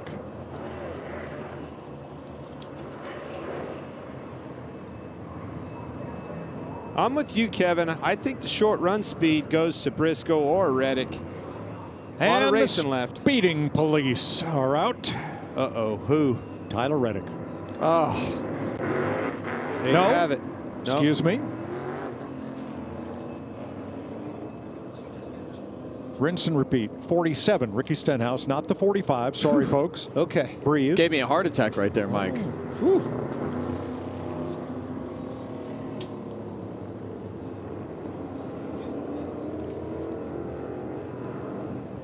Sorry, folks. We got a little mistaken information, but it's all corrected now. So Ricky Stenhouse will start out back. He'll be the last car on the lead lap, 14th. Again, no free pass because Joey Logano would have been the free pass car. Last year, this was a point race at Dover. Denny Hamlin, the winner. Chase Briscoe finished second. Here they are right up front once again for what could be the final restart of the day. Well, it's definitely a racetrack that has been in the wheelhouse of Denny Hamlin, Chase Briscoe, and those Toyotas from Joe Gibbs Racing. You watch through the years, this has just been a really strong racetrack for that team and those cars. And Denny Hamlin's so good at this racetrack for so many years. He's been in control of this race for the second half of it for sure after the first invert, but he's done a great job. Well, that's why we picked him in the pre-race. It wasn't it was a unanimous decision. Yeah. All three of us finally agreed on the one thing, common denominator of Denny Hamlin and the power of him, but takes care of his tires, all the ingredients. He was patient during these segments. The second segment, he just took his time and got back to the front, put himself in position to win this $1 million. Let's look ahead. Is Denny Hamlin in the championship for this year? Yes. Absolutely. Yeah. Is he the favorite? Yes. And the reason that I think he is the favorite, I think Denny Hamlin is the favorite because we know that he can do what he needs to do on every style of racetrack except for the road courses. Well, guess what? The Roval is gone. There are no road courses in the last 10 weeks of the season this year. That's we a good know point. Watkins Glen is coming back next year, but Tyler Reddick, we know that he has a little bit of struggle on the short tracks, and Denny Hamlin just seems to be the more well-rounded guy. Consistency is going to prevail in these playoffs. You're going to have to be consistent throughout the course of those, and I think that goes to Denny Hamlin. Yeah, like Mark Martin, Denny Hamlin is the uncrowned champion of NASCAR, and that certainly could change this year. And that's no knock on Tyler Reddick. No, not at all. Tyler Reddick is doing a great job. He's won 5 races, been there at the end, grinding away. Best that Tyler Reddick has ever been in his career. But that guy in that 11 car is great. These two get into each other going for this win on this restart. This car that we're riding with right here on Advent Health, the 43 of Eric Jones, had a good car all day long, would not surprise me a bit. And don't be surprised if that 45 car is way higher than the 11 car on this original start right here. Oh, he's going to be up on the 8th floor going around these corners. You know he's going for it. 11 shows the outside again this time. They'll restart with 52 to go. Is this the run to the checkers? Let's see.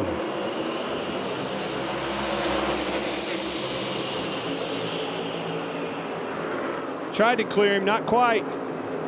Just like we saw before. Briscoe's going to clear him this time. There is no side-by-side off of turn 2. He is clear, and that has been the strength. 52 laps to go. Chase Briscoe has taken off better than Denny Hamlin on these long runs. And right now, Tyler Reddick, if he wants to have a chance, he just needs to keep those guys. He needs to keep that 11 car at bay. He does not need Denny Hamlin to get back around Chase Briscoe. All right, Kevin, if you're Briscoe. If you're Denny Hamlin, do you just let him run and save your tires for the end, knowing that his car fell off, or do you go after him right here? I think you got to put the pressure on him because you just don't know. You see clouds in and out. You see, you know that they came in and made adjustments on their race car. You see him putting a lot of pressure on him, and I think you got to make it happen as quick as possible. Now, several drivers took the wave around to get a lap back. William Byron coming up from the back. He's already gained 3 spots. So has Ryan Blaney.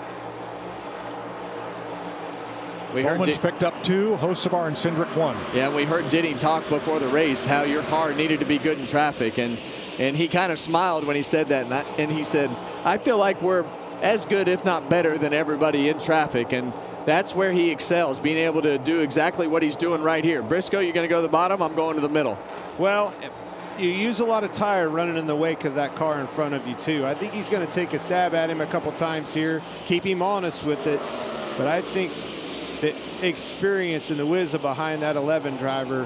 Well, he's going to push him. I mean, he's going to push him because he knows his car has fallen off as we've gone through these previous runs. So he wants to push him as hard as he can to try to make that happen as quick as possible. You keep pushing and making your car tight and making them tires mad, they usually don't pay you back. 11th place at the bottom. Noah Gragson ahead of Brad Keselowski, and here comes Byron continuing to move up from the back of the pack. Yeah, William Byron's done a nice job today. That car has been competitive, and we've asked a lot of questions about the 24 as to where they are. They've been really inconsistent as we've gone throughout our portion of the season and seen them just have some disasters at a couple of races, and that's not typical for that 24 team. Denny, without a doubt, has the better car. It's how wide can Chase make that 19 car and keep him behind him. Try to keep him as much as you can in the wake of your car. And we've seen it take Tyler Reddick a little while to fire off on those last couple runs. So right now he's just hoping that Chase Briscoe holds him off until his car gets a little bit better legs underneath it to make up that gap.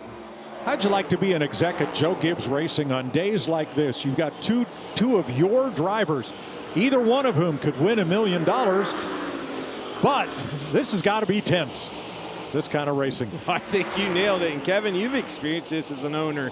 Yes, it's fun to have both your cars running 1-2 going for $1 million, but whew, a little nerve-wracking, huh? It is nerve-wracking, and you try to let them have as much rope as they can have to be able to race as hard as they want, not show favoritism, do everything you can to empower both teams and drivers to feel like that they can race and do the things that they need to do to win. Only thing that you ask is just please don't wreck them. One of you better win the race. I saw Denny Hamlin didn't have a good lap there at all. Yeah, 74 to a 97. You know who did was Eric Jones. He is the quickest car on the racetrack right now. Fastest car, go get him. He and Briscoe tied for fastest lap last time by. Yeah, and you can see those lap times on the pylon right there and keep track of these guys as they go from lap to lap. I think that was Reddick's radio. Excuse me, that's Jones' radio. We have some radio from Reddick. Tyler, we think you should try moving up here. Still clear by 4. Oh man, I'm too tight on the bottom. Kill the right front. I'll try it though. Yeah, you see him just barely touching that apron. That's what you do when you have a tight race car and you're running the bottom of the racetrack.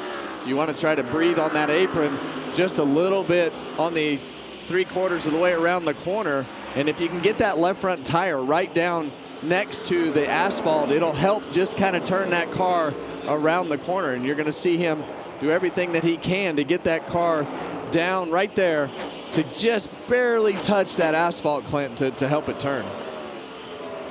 All right, Hamlin. Briscoe 88, Hamlin 81. Found a little something as he moved up here.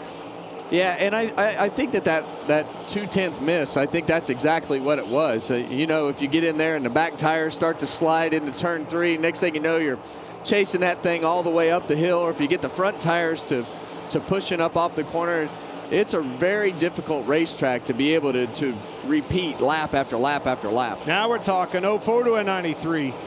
Moved up, getting the momentum up off the corners. You can see him closing in down the straightaways. Denny Hamlin is there, looking to take the lead for $1 million. Well, 37 to go. Coming to 37 laps to go, like you say. And, you know, I look at those lap times right now. You got a 91 for the first 2 cars, Reddick at 04. So Reddick is not gaining the time that he needs to gain to be able to make this pass around Chase Briscoe when it's time, if it ever happens for Denny Hamlin. Neither is Jones. Cindric, the first Ford. Austin Dillon, the first Chevy.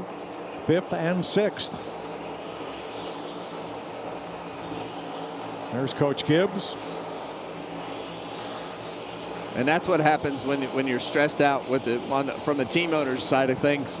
You look around and you go stand behind the pit box and you don't want to watch. You wish you could just hit the fast forward button to see how it plays out, hoping that your cars are going to be rolling around as 1-2. You don't really care which one it is, but if I had to choose one, if I was Joe Gibbs right now. You can't choose. Well, I think if you're Denny Hamlin, you know, we expect him to win.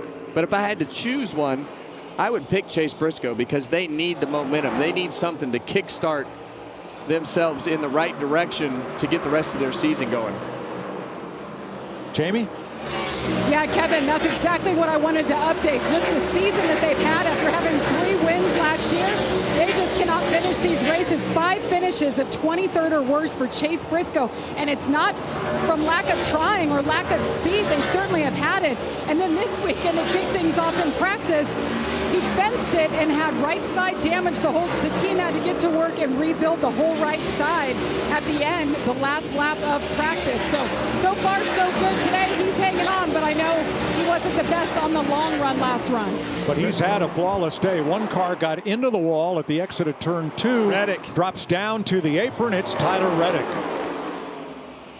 I believe he did hit the wall up in 2. It looks like the lettering was still on the tires. I don't think that car's perhaps not. 3, 2, 1. Let's see what he needs here. We'll just go there and check it out, see what we got going on. Something going on under the hood.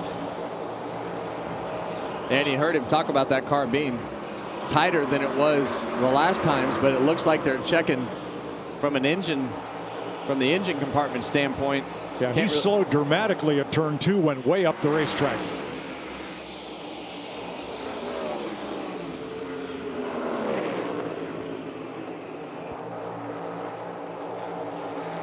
And here is Hamlin to the outside. Here we go. Briscoe. No, you're not going to have any. And crosses under. And you're going to see Briscoe do everything he can. Try to force Hamlin into a mistake. He knows he has a better race car right now. Pure defense, Clint. Just trying to make it happen. But I don't think you got any. Looks like it's over. for Chase Briscoe. Back on the inside. Nice crossover move for Briscoe, but Hamlin could have the launch here and does. See the back of that 19 car moving around for Chase Briscoe, and Denny Hamlin goes by to retake the lead. Hamlin had led only 63 laps in 19 previous all-star races, but we've never had one here at Dover. And he is in command after leading a total of 75 so far. And now Briscoe he's going to start searching around the racetrack. He's got no pressure from behind him. Currently, Eric Jones running a little bit faster laps than Chase Briscoe. Now you see him all the way up at the top of the racetrack, looking to try to find a miracle to put some speed back in this 19 car to try to defend Denny Hamlin's speed as he went by. Just an update on Tyler Reddick in the 45 car. It sounds like they broke the power steering belt. They told him it would take too long to fix it. I think they're going to call today. Fourth place battle. Austin Cindric and Austin Dillon going at it here. The highest running Ford and the highest running Chevy battling for fourth. Austin Cindric, he's had a good few weeks, and you know, even though that they probably haven't had the speed to run up and in contention to have a chance to win this race, they've kept themselves rolling. Going to get out of here if they can finish it with another 26 laps with another solid finish. Well, he holds off Dillon for now. Cindric in a Mustang, 4 Camaros right behind him. And I think that pass is going to have to happen in 1 and 2. We just need to concentrate on a good exit in 3 and 4, maybe off the top. Oh, big moment right there by Austin Cindric. You see that car snap the back. Right behind these guys. Now you see him in the picture. Connor Zilic, he's actually done a really good job of getting himself back through this pack. He has a car that can contend up in the top 3 positions of this race fairly easy. Yeah, great recovery after that pit stop miscue that had him restarting at the tail end. Best weekend that he's had on an oval track. Connor Zilic is, you know, I know we've talked a lot about Connor and, you know, just the skills that this kid has. And most important thing he can do is make laps. And we haven't seen him get rattled, and that's very apparent today coming onto race day today after everything that happened on Friday, Clinton, qualifying, all the mistakes. He just shakes it off and keeps going. And let's add another layer to that. Trackhouse Racing. I mean, this is probably their best oval race that we've seen out of that camp. Not just Connor Zilic. There is his day in a graph. Nice rebound.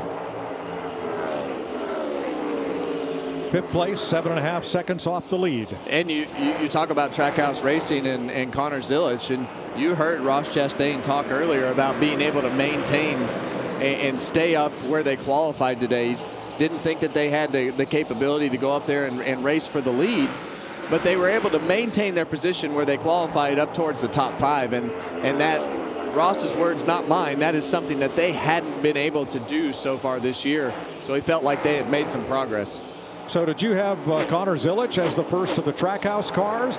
Did you have Alex Bowman as the first of the Hendrick cars in this race? I did not. I think the biggest surprise to me is probably Eric Jones. That's exactly what I was going to say. I think Eric Jones sitting in 3rd place. He qualified well, showed good speed in qualifying, and has kept it there. Alex Bowman, I honestly expected to race in the top 5, and he has not done that. He's going to grind one out and be able to get a decent finish, but not anywhere close to where I thought he'd run today. Regan? Well, Mike, just to add to the good run that the number 3 car of Austin Dillon is having right now, when you think about how this weekend started, they were not good at all in practice, had to completely wholesale that car, but they came with a completely different setup from their teammate Kyle Busch. They were trying things to learn, to get better as we progress into the season, switched over to the Kyle Busch setup, and that's what they put in the car for today. Again, he's been fighting tight just a little bit, but this is a long run car. The longer this run goes, the happier he gets with it. Another great day for RCR. And his last lap was faster than Denny Hamlin's. But Wallace moving aside and dropping another lap to 3 down. to Denny Hamlin. Yeah, and Chase Briscoe has not gone away as Clint circles the lap times right there on the right side of the screen. He has found something that's a little bit better for him up the racetrack. You see him not as high that time, and that's very Dover typical right there. Sometimes you'll run high, and that groove will go away, and the next time you run, you can see how there's lighter spots in the racetrack right there, and a lot of times you'll find a spot that is lighter, and then you'll get going a little bit better, and the next thing you know, every spotter on the roof is like, hey, 19 car is running 3/4 of the way up the racetrack. Then that goes away, and then you got to move somewhere else. So I'll tell you, one spotter that's saying that is a spotter, Denny Hamlin. Hey, move up a little bit, and that's exactly what you saw Denny do that last lap. Took a little air off the 19. 15 to go. Now let's remind you, the All-Star race must finish under green. We do have overtime available as many times as is necessary, but a green flag finish is required by the rules. And when we say green flag finish, we mean take the checkered flag. You don't just take the white flag. You have to take the checkered flag, or the race is not over.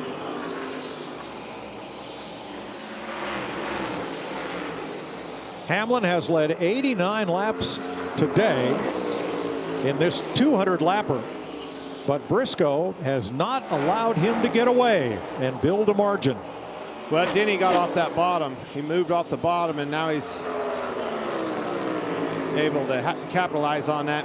Found him a 10th right there. Got that pad back. And you see Briscoe right there going into turn one. He actually moved up higher than I have seen him run yet. Right at the top of the black going into turn one, which we've seen a lot of these cars drive straight in, use that banking to slow them down, diamond that corner. Last lap down here in turn one, he was all the way at the top of the black, just trying to stay out of that dirty air. Back down a little bit, shoots up the racetrack this time, but he's got to go through that wake of the 11 car when he does it that way.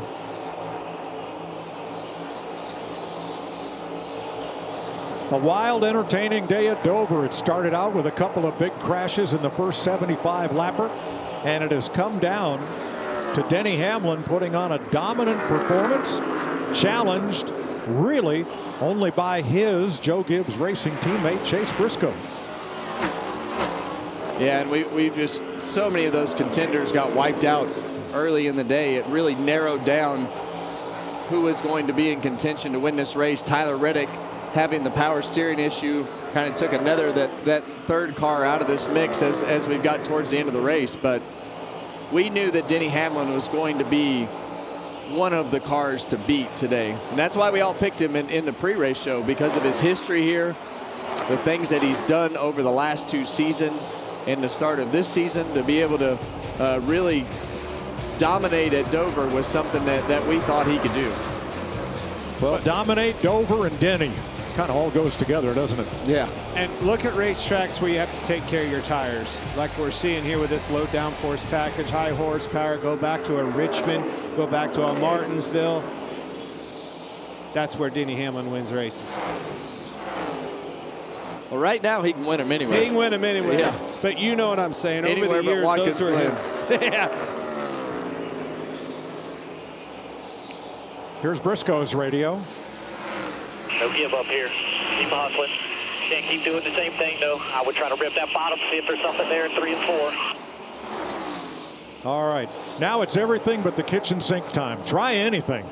Yeah, and really, he's got plenty of space to be able to do that. And if you find something that you can make up ground, if you lose ground, oh well, you weren't gaining any anyway, so you might as well try to move the car around and see what happens. Well, it's no disgrace finishing second to Denny Hamlin here. That's a great day for just about anybody else. Well, except for that money gap between second and first. Oh, you had to mention that? Yeah. $100,000 for second, $1 million for first. Yeah. 900,000 is quite a bit. Well, when it's all going to the same team, though, it probably doesn't hurt quite so much. I don't know. Yeah, you do. I was going to say, you know it hurts bad. The team owner's going to be happy either way, because it looks like his cars are going to finish first and second, and they're going to take home all the money, which 5 to go. In the end, he's the best part. Anything can happen here. Yeah, again, goes back, it has to finish under green. We've seen tire problems deep into these runs. This is not over. The Miles the Monster Trophy for this race has been gilded silver, one and only time. They did it in gold for the track's 50th anniversary in 2019. It's silver today as kind of a one-off for the All-Star Race winner. Well, they're cool trophies. That Miles Monster Trophy is cool. They gave me a miniature of it for being honorary starter, which that's awesome. Going on my desk. That's pretty cool. I've got one at home that's got a broken arm. Keelan broke it when I don't remember what year it was. He used to sit on the floor in his playroom, and next thing I know, I walk in one day and the arms broke off. Oops. Didn't know how it happened, did he? Nope. Denny Hamlin driving away, coming to 2 to go. Chase Briscoe, what a great rebound for his season with what will be a second-place finish. And Eric Jones becomes the pleasant surprise of the day with a strong run all day for third. Austin Dillon, the first Chevrolet, there in fourth ahead of Connor Zilic. Austin Cindric, the first Ford, in sixth ahead of Gregson and Keselowski. Yeah, and these guys have done a great job on the 43 car, the 3 car. Connor Zilic had a great day, Austin Cindric, William Byron, but none of them have been as good as Denny Hamlin. White flag, 1 lap to go, sponsored by Credit One Bank, for Denny Hamlin to wrap up the $1 million prize in NASCAR's All-Star Race. Well, he hasn't missed a mark all day. He's done everything that we expected him to do. So Denny Hamlin lived up to all the hype and all the expectations today. Whoop their butts. Third straight win at Dover, counting 2-point races and the All-Star.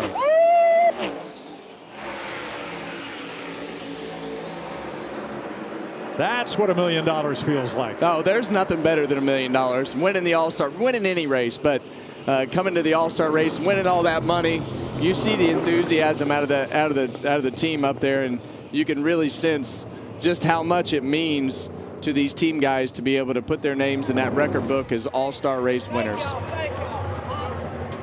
Coach Gibbs to lead the post-race prayer for Chris Gale and crew. Dominate team.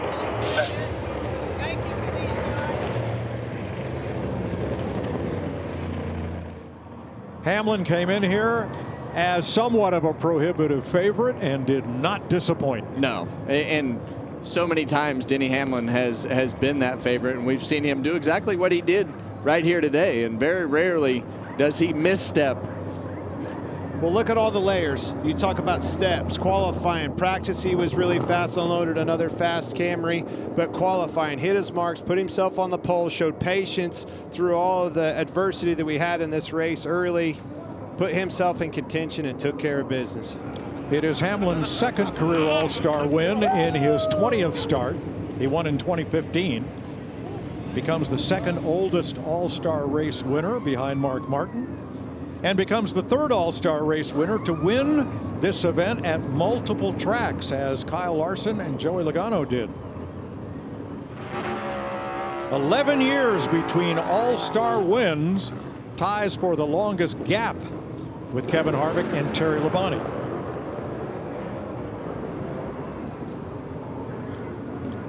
It's also a hard place to do a burnout. There's no flat spot on this racetrack to do a burnout. Even that apron down there, Clint. And that's what he's seeing. It's hard to keep the car going straight. So, well, he started the weekend spinning out, leaving pit road to qualify, and he ends it with a spinning burnout after taking the checkered flag. He's got a long ways to come around here. He started this burnout in turn 2. He's going to try to get it all the way around to the front stretch. As good a job as he did saving them tires, I bet it makes it.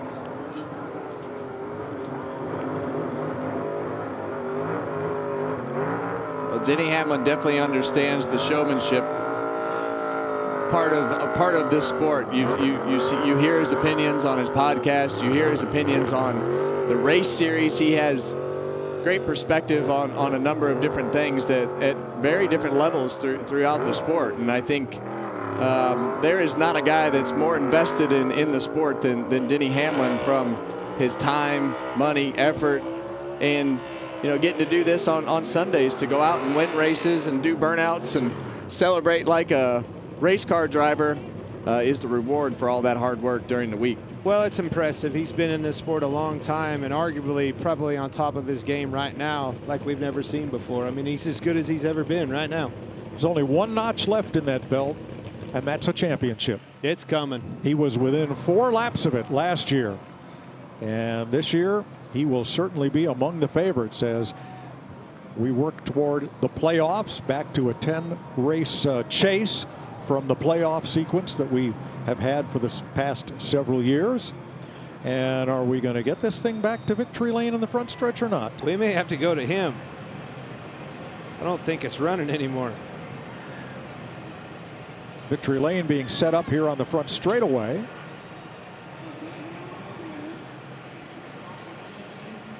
So we'll have to await our winner. Well, Dover Motor Speedway doesn't disappoint either. I love watching the different grooves and the different options drivers have every lap of this race. Where to gain time, all the ways to lose time, like the entry to pit road, and everything that has happened here today. And glad to hear from both Speedway Motorsports and from NASCAR that Dover is on the Cup calendar and for a long time to come. Well, it's a great racetrack and one of the driver favorites on the circuit. And when you've been able to race here, you know that you have so many different options from the seat to be able to make things do something different, whether it's the bottom, the top, drive it in harder, less, partial throttle. And you have to drive every single lap at this racetrack hard. But now, in past All-Star races, they have had the winning driver stop at turn 1 and wait until they are ready for the celebration there at Victory Lane. We don't know that's what's happening right now, but it's a possibility.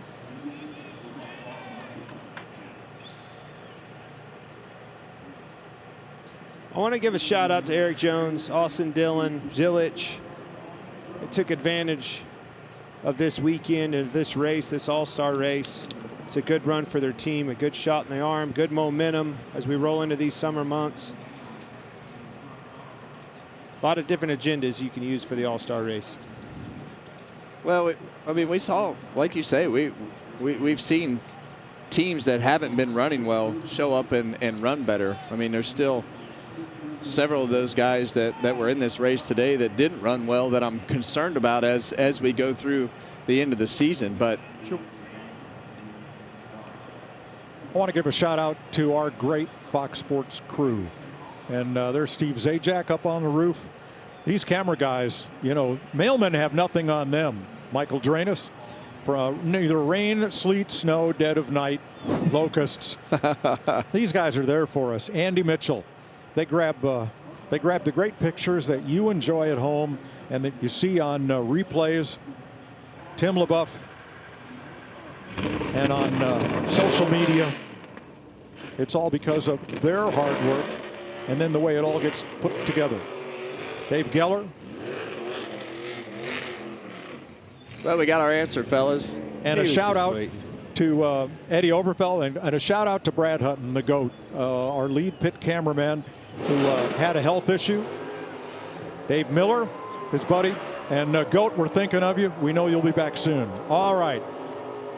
The burnout has resumed. Careful, Regan. I think that's Jake Blau running with the camera down there. How's that taste, Regan? Yeah, Regan's getting some smoke and some rubber right in the face.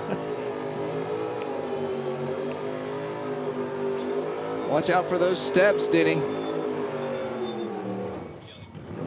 All right, he burned down the house.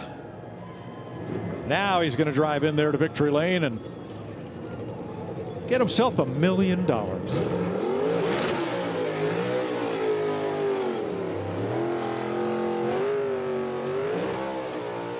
I told you to save them tires.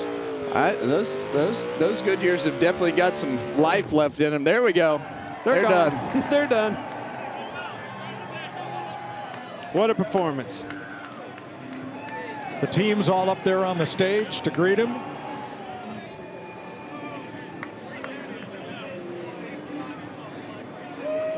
And for the second time, Denny Hamlin is a NASCAR All-Star winner.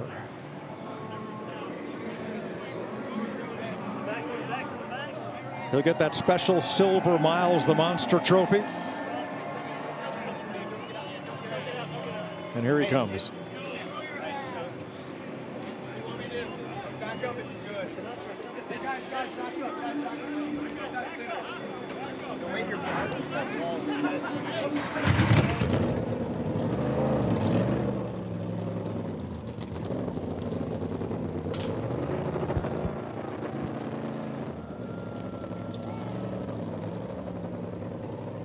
All right, a little more celebratory positioning here. All about the picture, Mike. A lot of orders being given down there.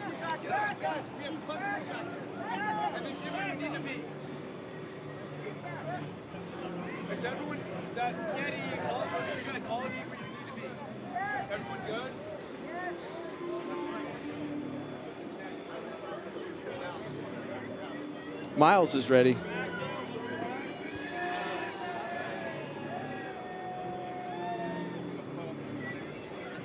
It's a big check.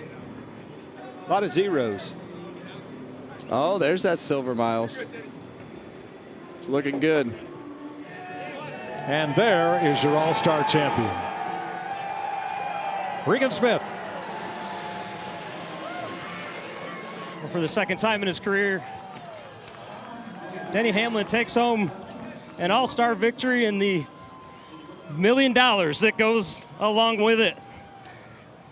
Denny, a basically perfect weekend. What is it like when everything goes that well?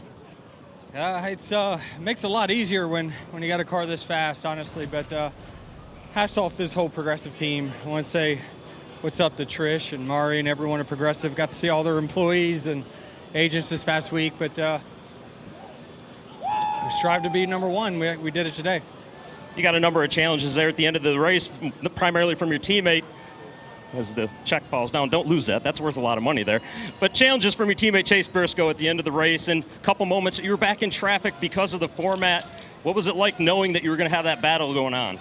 Yeah, I mean, I liked it. It really it challenged us to have to go through traffic. I mean, otherwise, I mean, you could go out there and you could lead a bunch of laps, but I definitely liked the invert. Obviously, it caused some chaos there. It took out some good cars, but overall, it's a typical all-star race when that stuff happens. But I just knew that the game changer for us was long runs and obviously the ability to pass when we're behind someone. What are you gonna do with that $1 million? Anything special?